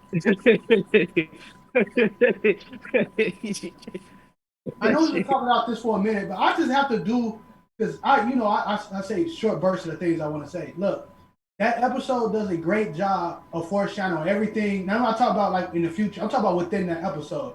Beginning of the episode, all they did was talk. It started off with the blip shit again. It started off. I'm about to blow the fuck up in Battlefield 1. It started off with basically saying what's dead can come back to life. Every benchmark in that episode started off with something that died is coming back to life until Wanda basically said, boom. When they told Wanda she could do whatever she wants. Even when Vision, when she said she stormed Vision, she grabbed the dead body. There's another foreshadow of saying like, yo, she brought Vision basically back to life. When Sparky, I told Kiara when before dude even came, I was like, Sparky is just a metaphor for a brother. His name was fucking Sparky. So I was like, when Sparky died, I was like, and she said you can bring anybody you want to back to life. I'm like, yeah, I'm about to bring her brother back to life. You can fix That's cold. They did a lot of metaphors and foreshadowing, and they're going to continue to keep doing that, which is awesome. And I just had a theory in my head, but I'm not going to say it because we talked about it for a little bit too long. But WandaVision is the best thing. What Rob say? WandaVision is the best thing in DC Rebirth. I swear to God. DC Rebirth. Funny as hell. But yeah, so like I'm thinking this is a stage for mutants. Also, the engineer that we in DC were talking, the aerospace engineer, Yeah. there's a theory that might be Reed Richards, and that's how they bring in the Fantastic Four into this outfit, And- because it's also confirmed Fantastic Four is coming back. And, then what else And we it see? might be, the explanation of who Franklin is, because if Reed Richards is tied to the nexus of mutants, that explains why Franklin Richards, his son, will be a mutant if they, do Franklin Richards later on. So it's all set up. Everything's set up. It's just it's just crazy that they did it. They actually did it. It's like this show, to me, this show is a perfect example of like shattering expectations, because people thought this was gonna be some like high budget like Adventures of Vision and Wanda, Yeah, like some throwaway sitcom shit, like some throwaway stuff, and they managed to make me, somebody who doesn't care as much about Wanda and Vision, they managed to make me care about their characters and want to see more. The show is greatness. Wrap it all up. If you have not watched this show and you're an You gotta check it MCU out. fan, what the fuck are you doing? Watch this show, love it, and episode 6 is gonna be fire. Right. Cool. Next, Black Clover and One Piece. Talk about Black Clover. Yeah, go We ahead. can and do that. kind of skim through Black Clover first, and then You want to talk about the anime stuff too? I'll bring that up. You want to in the tie that news. into it?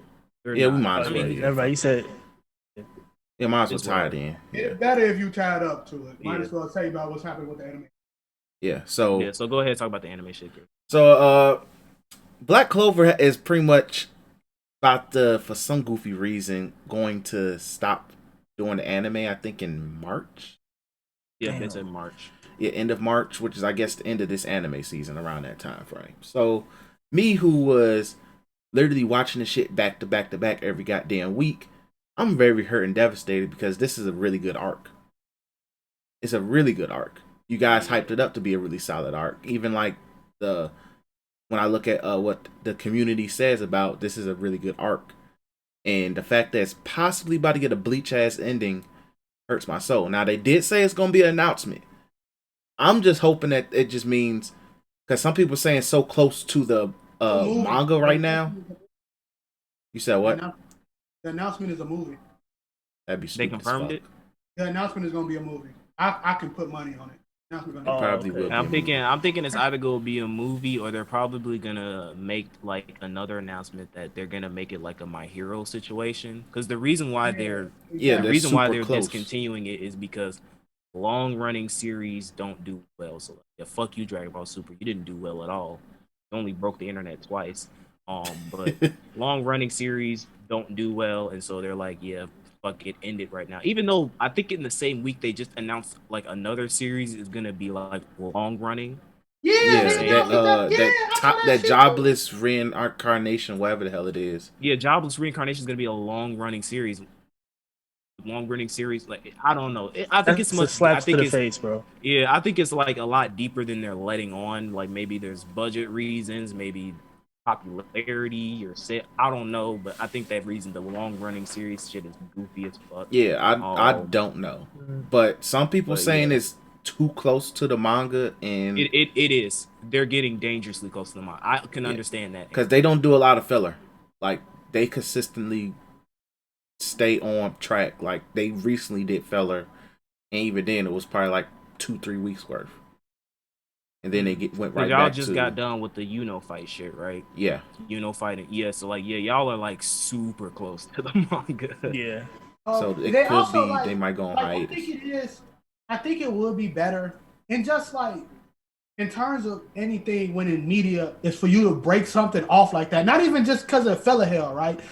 At the end of the day, if you making money like Naruto did, you will fuck about some filler hell, right? Exactly. But I think as in a fan that watch it is better if you go for quality reasons, episodically like that of seasons. This come out like how My Hero do.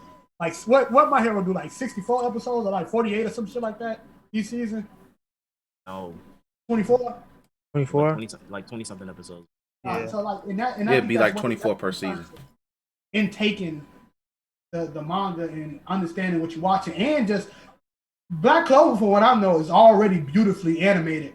It's just gonna get way better. So Yeah. I like shit like that. I'm cool with it, even though I'm not as big as a fan as y'all. I don't think it's something for niggas to cry about, like how some niggas probably are. Like you still gonna get your show. It's a very And you still got the manga. and it's The a manga very is fire. successful. It's a very successful jump adaptation, bro. Like a lot of niggas, like you could have been Samurai 8 and just fell off the blocking completely. So Yep. I think they good. Yeah. I guess it's still in a good position. I don't think because people say like, can you mention popularity? I don't think it's the popularity. Like people legit watch it. It's not. It's just not. Like for something like compared to like peers like Naruto, One Piece of shit. My Hero, Demon Slayer is not. Yeah, it's not there, but it's in the conversation. Yeah, it's got its cult following. Yeah. Like I'm just saying that people are gonna say that's an excuse as to why Yeah, it's but like, oh, it's not as popular, but I don't think that's. yeah. So whatever happens, happens. It just sucks for me because I stuck around. Once I started watching, I stuck around. I was like, shit. Even when people said, "Yo, this shit's ass" in the beginning, I was like, I stuck around. So Hey man, Be that way. I bought it because I think I read it. I started reading it after I watched something, and shit is kind of fire. And then I brought DC into it. yeah, because I was duking on it. I never even checked it out, so I'll hold that L. I was on that Yeah, bandwagon. after what I call the bootleg Zabuza arc, that's when like the show really started getting good. So, exactly. but yeah, to talk about like I fully caught up on the manga now. Light spoilers because I'm not an asshole and I don't want to spoil anything, but like, really good. Like where you are, Chris, you're like, I want to say it's like what 30, maybe 20 something chapters from catching up. Damn. So Yeah. Oh, yeah, it's I could like you're catch up in no real. time. You're real close. So, but everything was really great. The form that they teased at the end of the opening with Asta, the way he gets that really dope. They introduced another character of the Black Bulls, and that nigga is fucking raw as hell. Like he is that nigga. I fucking love him. His character is awesome. His powers are really good. Yeah. You know. The stain. I'm gonna spoil something like this, right? So Asta goes through intense training to get his new power up. I'll put it like that. I won't spoil it anymore. All they show do in order to, because he's gonna get his new form as well. They show him like put a dent into a rock 3 times. That's it. And then it cuts away, and the next time we see him, he has a new form. And the reason why he's so powerful, the villain that he's fighting, he says it, is because he's beloved by Mana.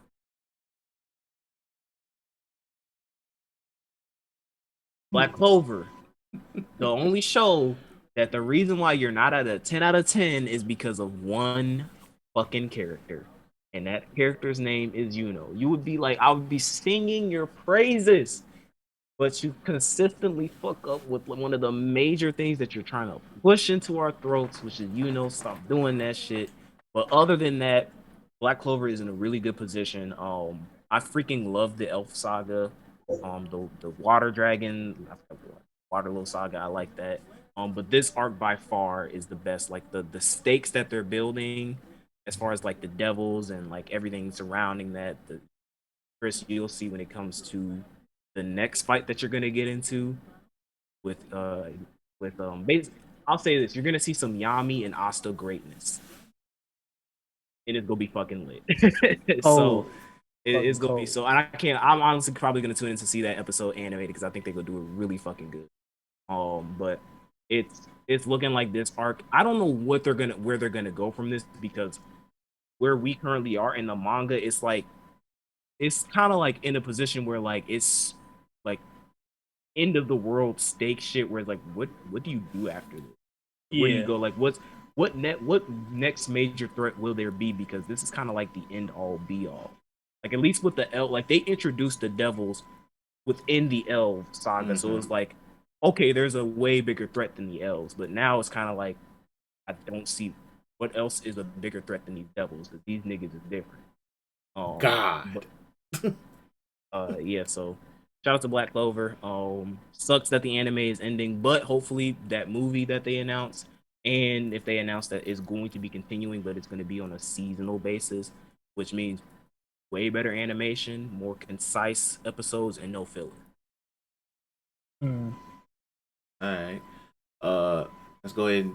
DC, you want to say anything about the chapter, or we go on to One Piece? You move on. All right. So I think I could say like the quick SBS stuff, because the chapter was another action. We could just say how we felt about it. But the SBS stuff, it kind of ties into like, so Oda shows he shows like Sanji's like older picture that what he looks like at 40 strides. years and what he looks like in 60 years. Exactly. And what he would look like if he was old and looked like Judge, I think. Yeah, one he looks like Judge, one he looks like Zeph. His 40-year-old version looks like if his mom was a dude. So, like he has the same hairstyle as his mom. He has the same hairstyle as his mom. Okay, I was gonna say. So, yeah, but the main area of contention in the community is, you put it in the chat, Chris, where it was what the Straw Hats who don't have a devil fruit that's on the crew, what would they have?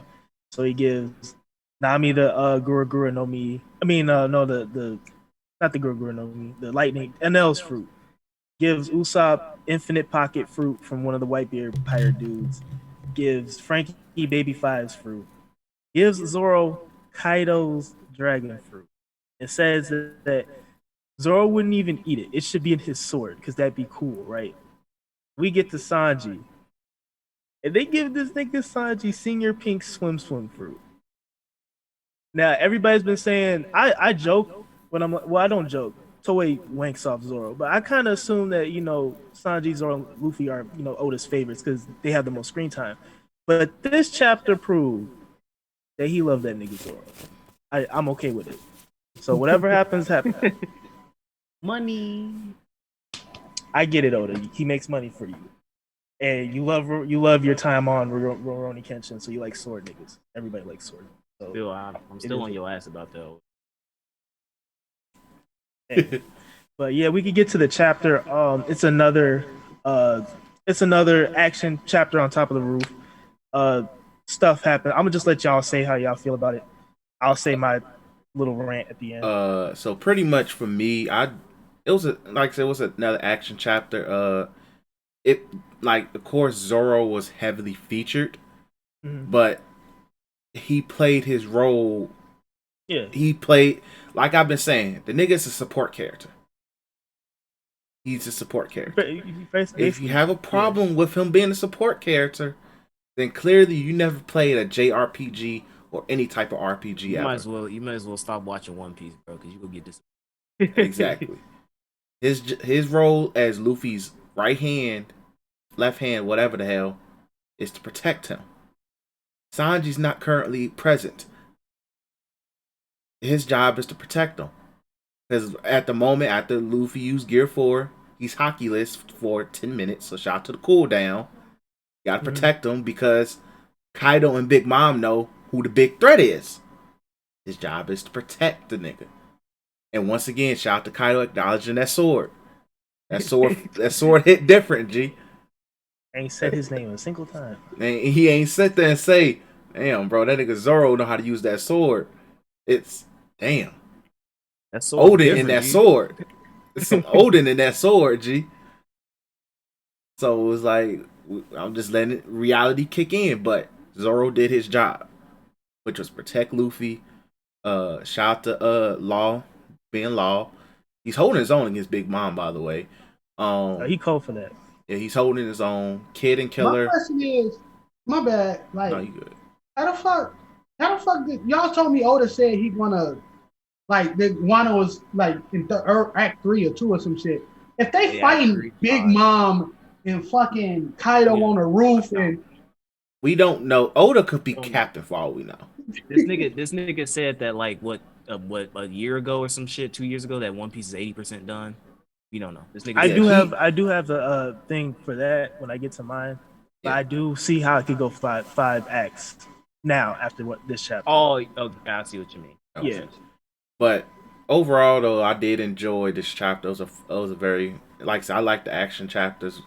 Because it just lets you know we're about to get a lot of talking really soon. So get ready for that. More than likely.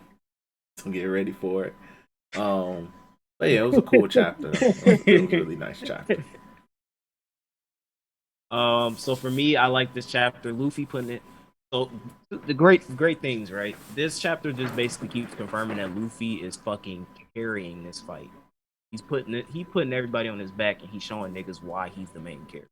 Got a problem with that deal. And for those niggas who said Zoro over Luffy,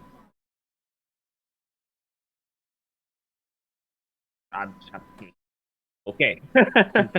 But again, let's talk about this, right? Zoro, the Zoro stands. I really enjoyed what Zoro did in this chapter. Like Chris said, he did his role. His role is to protect Luffy. When Luffy was about to get chomped up by Kaido, he was like, "Yo, let my captain go," and he did. And he did what he had to do in order to free Luffy and protect him, doing his job. I like that. I like seeing that shit. That's his role. That's his character, and he's doing it well. Now, does him cutting Kaido's scale confirm ZKK? I don't know. At this point, I'm trying to live in y'all world too, because that world sounded kind of cool now. From outside looking in, so this is the crazy thing. Right? Luffy ain't killing Big Mom and Kaido. I don't see him mopping, especially when they got this pseudo alignment. Right? So I think depending on if, like, say for instance, if Luffy defeat Big Mom, I think then we probably most likely guarantee the ZKK shit, right? But I think as in the story, like I said, I'm not the biggest One Piece nigga, but I think as in a protagonist and antagonist type situation, it's more beneficial for Luffy to kill the unkillable. You know what I'm saying? So yeah. I don't know why. I know people love Zoro and shit like that, but I don't see any possibility of Zoro coming. Now it could be it's more often a straw hat victory if that's the case. All of them kill Kaido, like all of them do something to send Kaido to the fucking moon. But I like really like how, like just as in a story, like creating a story. How is Zoro killing the big bad other than Blackbeard helps the story? Other than somebody nigga saying that Zoro is top 5. My thing is why are people expecting Kaido to die? Period. Like I don't think like I don't see Kaido dying. I don't see Big Mom dying in that confrontation. Now in the future when they do the little pirate summit war, maybe whatever. But now nobody's dying. At the very most, somebody's getting put out of commission for them to escape or something, but nobody's dying. That's what I think. But going back to the chapter, the attack he did was cool. The fact that Kaido is constantly referencing Enma and not Zoro is so fucking hilarious. Kid fucking sucks. like he tried to do something again in this chapter and it didn't work. Yeah, I apologize for my kid ass. That nigga's garbage, G. He Kid is ass. garbage. And Killer too. I mean, at least Killer put in some work in the last chapter, but he sucks too. Shout out to Law doing his thing. CP0 stuff. At first, I was like, I kind of don't give a shit. But talking to DC, he raised some interesting points. But I'll let him get into that when he talks. Which was pretty interesting. But and also the teaser at the end of showing Kyle's hybrid form has to be very hyped. I'm thinking that's gonna be dope. And I like the fact that yeah, Luffy put in work and Zoro did an attack and Law did the gamma knife and shit like that. And at the end of the chapter, Big Mom and Kaido are like, okay, let's keep fighting. Like this shit is really fun. Like I want to keep going. Like I'm having fun, aren't you, Kaido? Like they're not. They're. I like the fact that Oda is saying that like yes, these niggas are fighting them, but like these Yonkos is different breed. G. This ain't dopey. This ain't. I punched you to the ground. I cracked your eyeglasses, and you out for the rest of the fight. This is okay. You punched me to the ground. Okay. Hybrid form. Let's go. Like I like that. So all in all, great chapter. Great Luffy moments, great Zoro moments, great Law moments. The CP0 talk was interesting. But please get off that nigga dick. I Did want Kaido. You know that. Did they tease a Kaido new form at the end of that chapter? Yeah, they did. Yeah, They showed the like silhouette. his hybrid form. Here's a silhouette. But I gotta hear that Smash Brothers baseball crack as soon as they show us Kaido's form. But like what everyone said though, like I try to chill out. I'm gonna chill out on my Zoro slander because what Zoro did was cold. I'm not gonna even cap. Like it's raw. And like to be able to do these attacks on Kaido shows how good of a swordsman Zoro is. But I have to acknowledge that Oda's obviously telling us that Zoro's on this level because of Enma. Because we see how trash everyone else is, and the only reason why Zoro's doing any damage is because of the Odin sword. He did the Tatsumaki. It is a power up. It's the reason why he's on the roof. He did a Tatsumaki slash, and whenever he does those, you see multiple slashes. Only one cut Kaido, and he said, so that just confirms it. I'm not going to focus anymore on it. Shout out to Zoro, you get a W. But I'll talk about the CP0 stuff. I think this arc is gonna go 5 because I don't think Kaido dies either. And if Kaido does die, it's probably gonna be either Killer or someone else coming in and killing him. Because Killer did say, "Oh, let's go finish him off" when Kaido was on the ground. That just instantly made me think, "Oh yeah, Killer's gonna do what Vegeta did to the Ginyu Force on Namek." So Luffy's gonna do what he does, and then Killer's gonna do some hating ass nigga shit, kill him. And that's the only way I see Kaido dying, but the thing that's going to push this arc further is the CP0 stuff. CP0 pointed out something really interesting in that there's numbers on Kaido's side. Even if the Yonkos, they said, oh yeah, Supernova and Yonko fight each other. If they win, they still have 30,000 people and the calamities and the executives.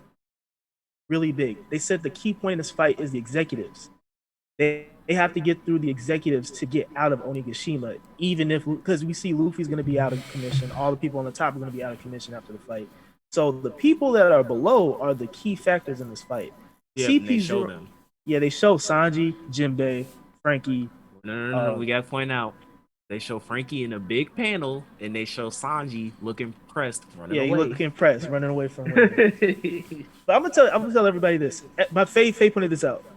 Oda has the same formula with every arc. Sanji's gone for most of the arc, shows up at the end, does his thing. Happens every single arc. So I don't even know why people are complaining about it. That's literally what it's gonna do. But my thing is, CP0 is there, and they said CP0 is the strongest shield for the world government or the. So, okay, let's say Marco fights King, Drake fights Queen. Who's gonna fight these CP0 niggas?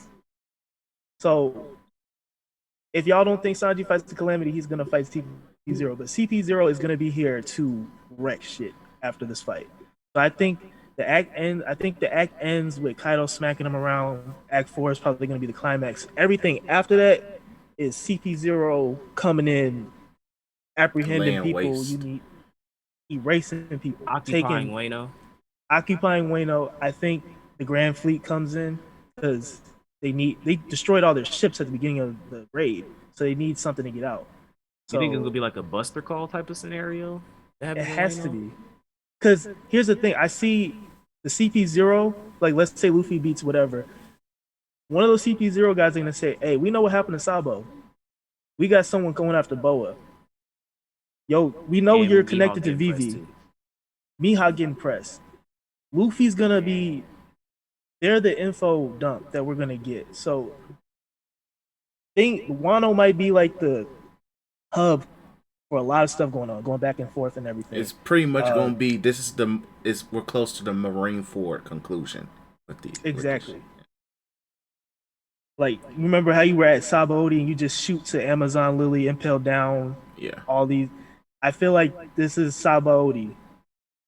And Cam brought up something like if they get split up again, I'm gonna be pissed off. I hope they don't get split up, but I think it's doubt gonna it. be like a crazy. Yeah, they're not getting split up, but it's gonna be crazy what's gonna happen after this arc. I don't think there's gonna be any like, oh, we're partying and stuff afterwards. It's like we're getting straight to it. Yeah, Like- let's go. Road to the Pirate King. Like what Kaido said, whoever wins gets Whoever a step wins ahead. this fight is one step closer to becoming. And that's why I agree with Cam. Kaido's not gonna die because you got Big Mom, Kaido, World Government, Kid. Because Kid is not gonna be Luffy's friend. I don't think at all. All these people are gonna be racing to get to the One Piece. So I'm excited that CP0 is here because there's so many things that can happen from it. But that's it for me. I'm not gonna do no Zoro slander because y'all niggas already look dumb as hell saying you doing it for yourself. So that's it for me though. Oh yeah, the Boichi.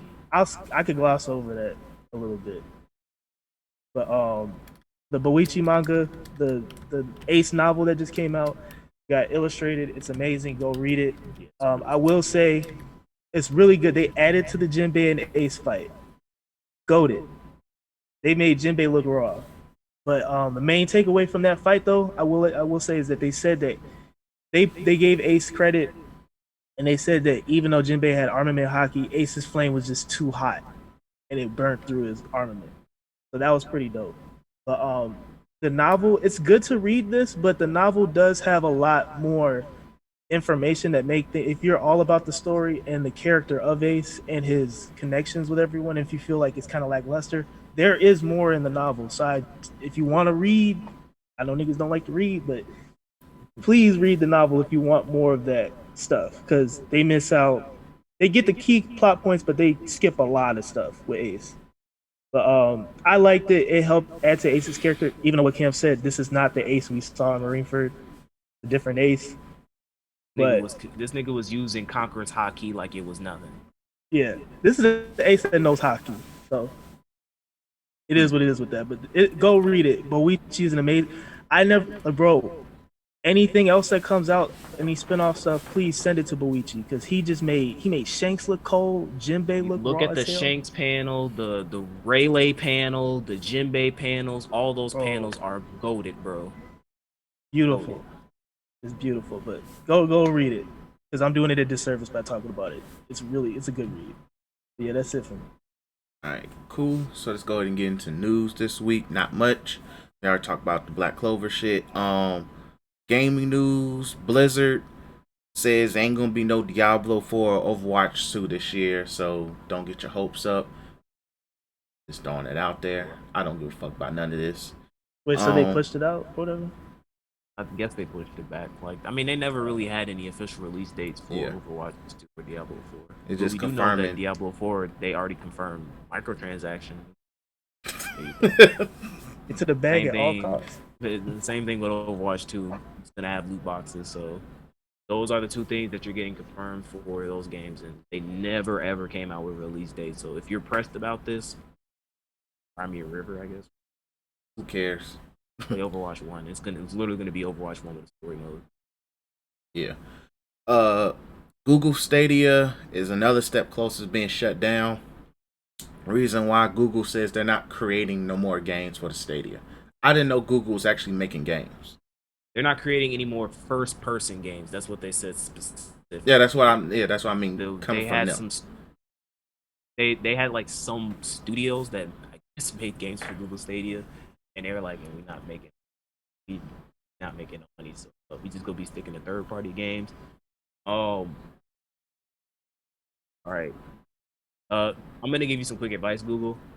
What I recommend you doing is to people who own a free, because I got this deal, but for people who own like a YouTube subscription, any Google subscription, give them the Stadia for free.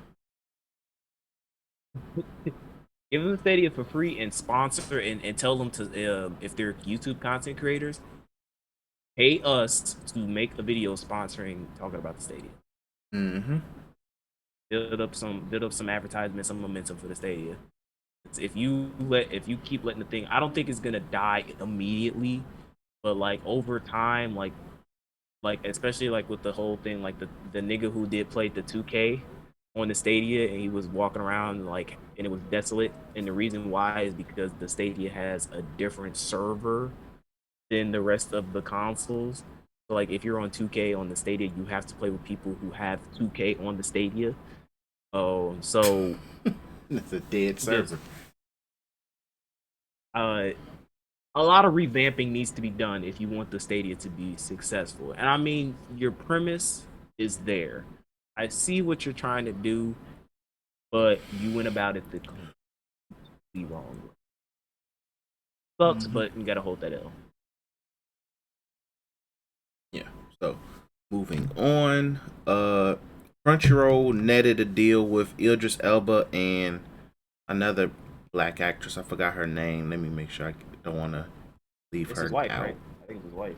Probably is his wife. Let me pull this up because I don't want nobody listen to be like, hey, you forgot to mention her. So Idris Elba and Sabrina Elba, his wife, of course, are doing a dark fantasy anime series. So shout out to Crunchyroll for doing something pretty dope. And it's Black History Month, so I'm looking forward to seeing what they do with it. So something to look out for. Guts. You said what, I'm just DC? playing. I say he gonna voice Guts. I'm just playing. Idris Elba. That'd be funny as hell. I'm Black Hey Superman. man, But and have that bass, that Negro bass. Black Knight. Black Knight. Black Knight.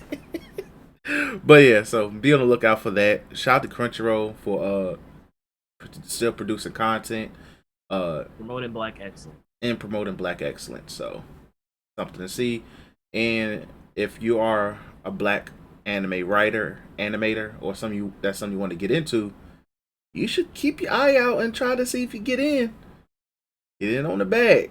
So be look DC, of course, Chaz, and whenever. So something to look into because I'm pretty sure they will be looking for black writers and black animators and black voiceovers. So something to look out for. Cam, do you have the change of the anime schedule thing? Because I couldn't find it. I saw it, but I don't. Basically, everything got moved forward a day. So whatever. I think this is on Funimation. I don't know if this is everything on Funimation. Essentially, whatever the current schedule is now for when anime release, move it up a day. So like, I want to say Horimiya, Gate, and like those other shows are gonna come out on Sunday. Attack on Titan is gonna come out on Mondays now. ReZero is gonna be like on Thursdays. Cells at Work is gonna be on like Sunday, I think, as well. Like basically just move the schedule forward a day. Yeah. Okay. I don't like it because a lot of the shows that I'm into are Saturdays. They come out on Saturday, like Horimiya, Skate, and 2.43. But now they're being pushed to Sunday, which also sucks for us on the podcast because now it's like we talk about it, and it's like, yeah, and hoping to remember what we talked about. Yeah, I don't like it. I don't know why they did it, but whatever. Yeah, whatever is the reason why, we'll figure it out. They'll tell us later, but that's a very unfortunate situation. That's it for news. Unless, is there anything else on the gaming side that we missed? There If not, was give me just like 'cause I feel like there it's was something something else. Not, we can quickly move on and move forward. some funny ass Crunchyroll news is that niggas had a mod with having sex with Johnny Silverhand, Oh, that and bullshit. they patched that out, which is kind of funny. Uh, and then some news about the Amazon game studio. So apparently, it was reported that Amazon is basically investing $500 million into their gaming studio. Basically, start because they had one game which was Crucible, and if you don't know what Crucible is, it's because nobody knew what Crucible was. It got shut down just as quickly as it launched. So, they're now trying to put more money and effort in making their own games. Amazon is trying to get Disney up in here and just get part of everything, trying to get all the money. So, that's big news as far as like future of gaming and shit like that. I'm trying to see if there's something else. Oh, and there's going to be there's going to be a Sonic Netflix series. Oh yeah, that did get announced. So shout out to So that. I'm curious how's it gonna go since the voice actor just said that he's not going to be like renewing his voice. So I'm wondering if they might use the voice actor who did Sonic for the live action movie. That like from now on, I don't know if they throw him the bag, because he did a pretty decent job. And then for Xbox, because I forgot to mention this as far as games are concerned, but the Medium came out, which is technically Xbox Series X's first official first first party exclusive game that came out. It was on the Game Pass, so it's free. I saw what it was. It's enough of me, dog. I already don't like horror, but then I found out it's like it's not a walking simulator, but it's kind of like Resident Evil, kind of like how what you played in Village, Chris. That's essentially what they said that the medium game Oh, was it's like. like Outlast, damn near. Yeah. That sound more Outlast. But they said that it wasn't that scary, but a lot of people's definition of horror differs. And I'm a lightweight when it comes to that shit, so I'm not finna test it out. But I think the biggest concern that people were talking about was the fact that it's free on the Game Pass. How are they gonna make sales? Well, the news came out that they recouped its development cost in less than a week. The Hey, game was successful. so niggas shout needed out games, man. Shit, niggas needed that's games. all y'all. If that listen, let that be a lesson, Xbox. Get some games on that bitch. Niggas thirsty for games, man. But yeah, I think I think that's really all the major news. I'm still waiting. I don't think there's been any big updates on the GameStop stock situation as well. So. Nothing really. It's sort of dropping. That's what I've heard. It's starting to sort of drop. Yeah, but it's slowly dropping, but people are still like holding. Again, Robin Hood is being sued. I don't think more on that to come, but I think that's all. All right, cool. So let's go ahead and do clowns. Got some goofies out here. Shout out to DC for making the clown artwork. If you're on YouTube, you can see it. So shout out to DC for making that.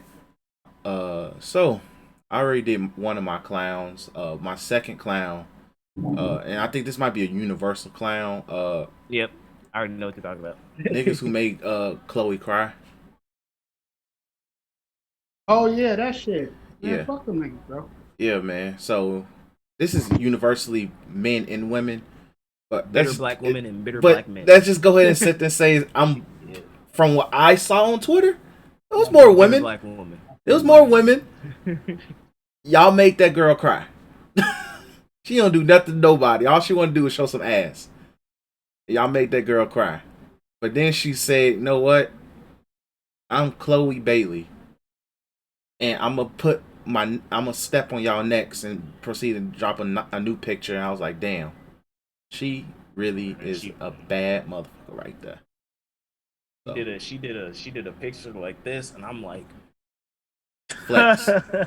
Flex. So it's just like Chloe sitting there saying, y'all ain't qualified to talk about me. That's what she did. She said, y'all not qualified. Y'all gotta feel a type of way about that. You gotta hold that, matter of fact. She told y'all ain't qualified. Daydream? Yeah, I lost my clown now. Oh, that bitch who put Gorilla Glue on her head. Yeah. I kind of feel bad for her now, G. You talking about you? How the fuck you feel bad for? Why the fuck you feel bad for somebody who put Gorilla Glue on their fucking head? Look, She was that's kind of like prime, like you. If she was like fucking 8, 9, 10, 12, yeah, cool. Anything above the age of fucking 13, you gotta hold that. I did some dumb shit when I was a shorty. I shaved my eyebrows before 50 days. My mama never bought fucking pictures at school. You know what she did when I found out I shaved my eyebrows? She bought them motherfucking pictures. When I walked in the crib, I could see myself look like fucking Kane. Like, yeah, bro. Like, I just fuck that, bro. She put Gorilla on her fucking head. She didn't put no Elmer's glue. She didn't put no motherfucking so super fucking glue. She put the most powerful and fucking piece of in her head. They showed the after images of what that shit looked like too, bro. She gotta hold that. Wait, they had to shave her whole head off, I'm assuming, right? It looked No, like it was like a super big bald spot. And it was no, like that's not her. That wasn't her. That's not her. No, oh, it was a different one. Like she posted a video where, like, I get because she went to the hospital. Then she posted a video, a TikTok or whatever, of her mama, I guess, using the stuff the hospital gave her to try to get it out. And it looked like it's just struggling. It looked like it was making her head burn. So she might be bald either way. I think she don't need surgery. Hope not. Real. I think she don't need surgery. Did she didn't go to the hospital the day after that shit was done here. She went to a hospital weeks later. Weeks? Yeah. Yeah, your follicle's done. Yeah, bro. Did they explain? I would love to see a Cells at Work episode about what the fuck happens when that shit happens, though. But did she ever explain why she did that? Yes, she didn't have enough of the shit to make black women hair laid down. She didn't have enough of that regular shit. So she literally thought, since the cans look the fucking same, let me use some Gorilla Glue. What logic? There is no logic. That's why she a motherfucking clown. Gorilla Glue is the most powerful non-industrial adhesive fucking out there, bro. That shit, bro. I put some Gorilla Glue. When I was a shorty, I played with some Gorilla Glue. She got some strong shit too. I had a little bottle this big, bro. I think I put like some wood on my dresser or some shit. My mama saw it, like, hey, get that shit off of that. I could not get that shit off of that. Till this fucking day, wherever that dress is at, that piece of wood is still on there. Like, I would have to get a fucking chisel to try to get that shit off of that. That's not no regular glue. This is not no shit we went to grammar school. We put our hands together like Birdman and peeled the dead skin off. No, nigga, we do our shit with Gorilla Glue. That shit. We gonna be dead. Ain't no dead. That shit. You gonna look like a fucking upside down mermaid. Like, there's no fucking. There was no reason for her to do that shit, bro. There was no reason. I woke up mad, and that wasn't even my people. What the fuck you do that for? That's my fun. Bro, you making the black community look goofy on Black History Month, G. Clown for that. Anybody else? You got clown, DC? I don't know. I don't think I do. My clown goes to Funimation. Oh, yeah. Y'all know I fuck with y'all, but y'all ass ugly as hell for That app be tweaking. And this is like the second time this shit is fucking happening, bro. Like, nigga, like, how you fucking fuck up the subtitles, my nigga? Like, who does that shit? I'm trying to watch Cells at Work.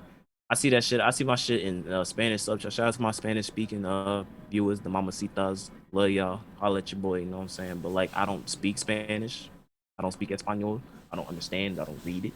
So when I saw that my subtitles were in Spanish, I'm like, okay, wait, did I fuck up with the settings or something? And the settings were in English, and it was just there. Goofy stuff. It was working on the phone app, so I don't know who is in charge of the TV app, but fire they ass. That TV app been bad for like 2-3 years, G. Man, shit is garbage. And then the fucking subtitles, man. I don't understand, like, cause Crunchyroll, like, they find a way to, like, their subtitles are within the like the episode, but like Crunchyroll or like Funimation does this like nasty shit where it's like these nasty black lines and shit with the fucking subtitles. It just looks ugly when you like look at the episode as a whole. So y'all some goofy ass niggas for that shit. Hopefully the merger that's happening in between Crunchyroll and Funimation fixes those issues. Yeah, I hear you. I found mine. Go ahead. All right. When the spoilers came out, y'all Discord Reddit niggas sent me off because I was this close. I was talking. If you ask Chaz, I was this close to like dropping One Piece because y'all made it seem like Zoro killed it. I literally, because they I sliced saw I saw a fake drawing where it showed like Kaido like this, and it was like I thought he killed. I was gonna drop it. I did see it. I was gonna drop the series. He's gonna see me get on this freaking thing and talk mad shit about One Piece. I was so done. And then I already saw the SBS stuff about the swim fruit, and I was just done. I was like, dog, this is it. I told you this is the criteria for me to drop the series. So, oh man, that's what it is. Because they sent me off. I thought it was real. I was pissed. I was mad. But I'm good now. Been a weird week, but mad weird. Sent me completely off. I'll be mad as hell. They my clowns. But let's go ahead and close out. We appreciate you guys for listening. As always, make sure you follow us on Twitter at the Black Otakus. Make sure you copy some You Tweaking Media merch on Teespring. If you're watching us on YouTube, like, follow, subscribe. You know the vibes.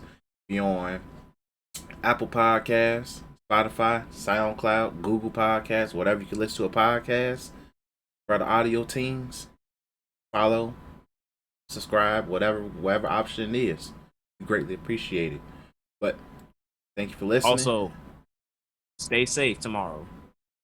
Don't use tomorrow as an excuse to make coronavirus be the true winners of the Super Bowl. Exactly. If you in fucking Tampa Bay, shout out to you being fucking Raccoon City. Exactly. Like, they're about to have fans in there, bro.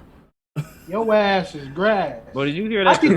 I think they doing 50% capacity too. Y'all ass is grass. Bro, did you see the ticket prices? They were saying like ticket prices range from like $10K to like $85K. That's Super Bowl.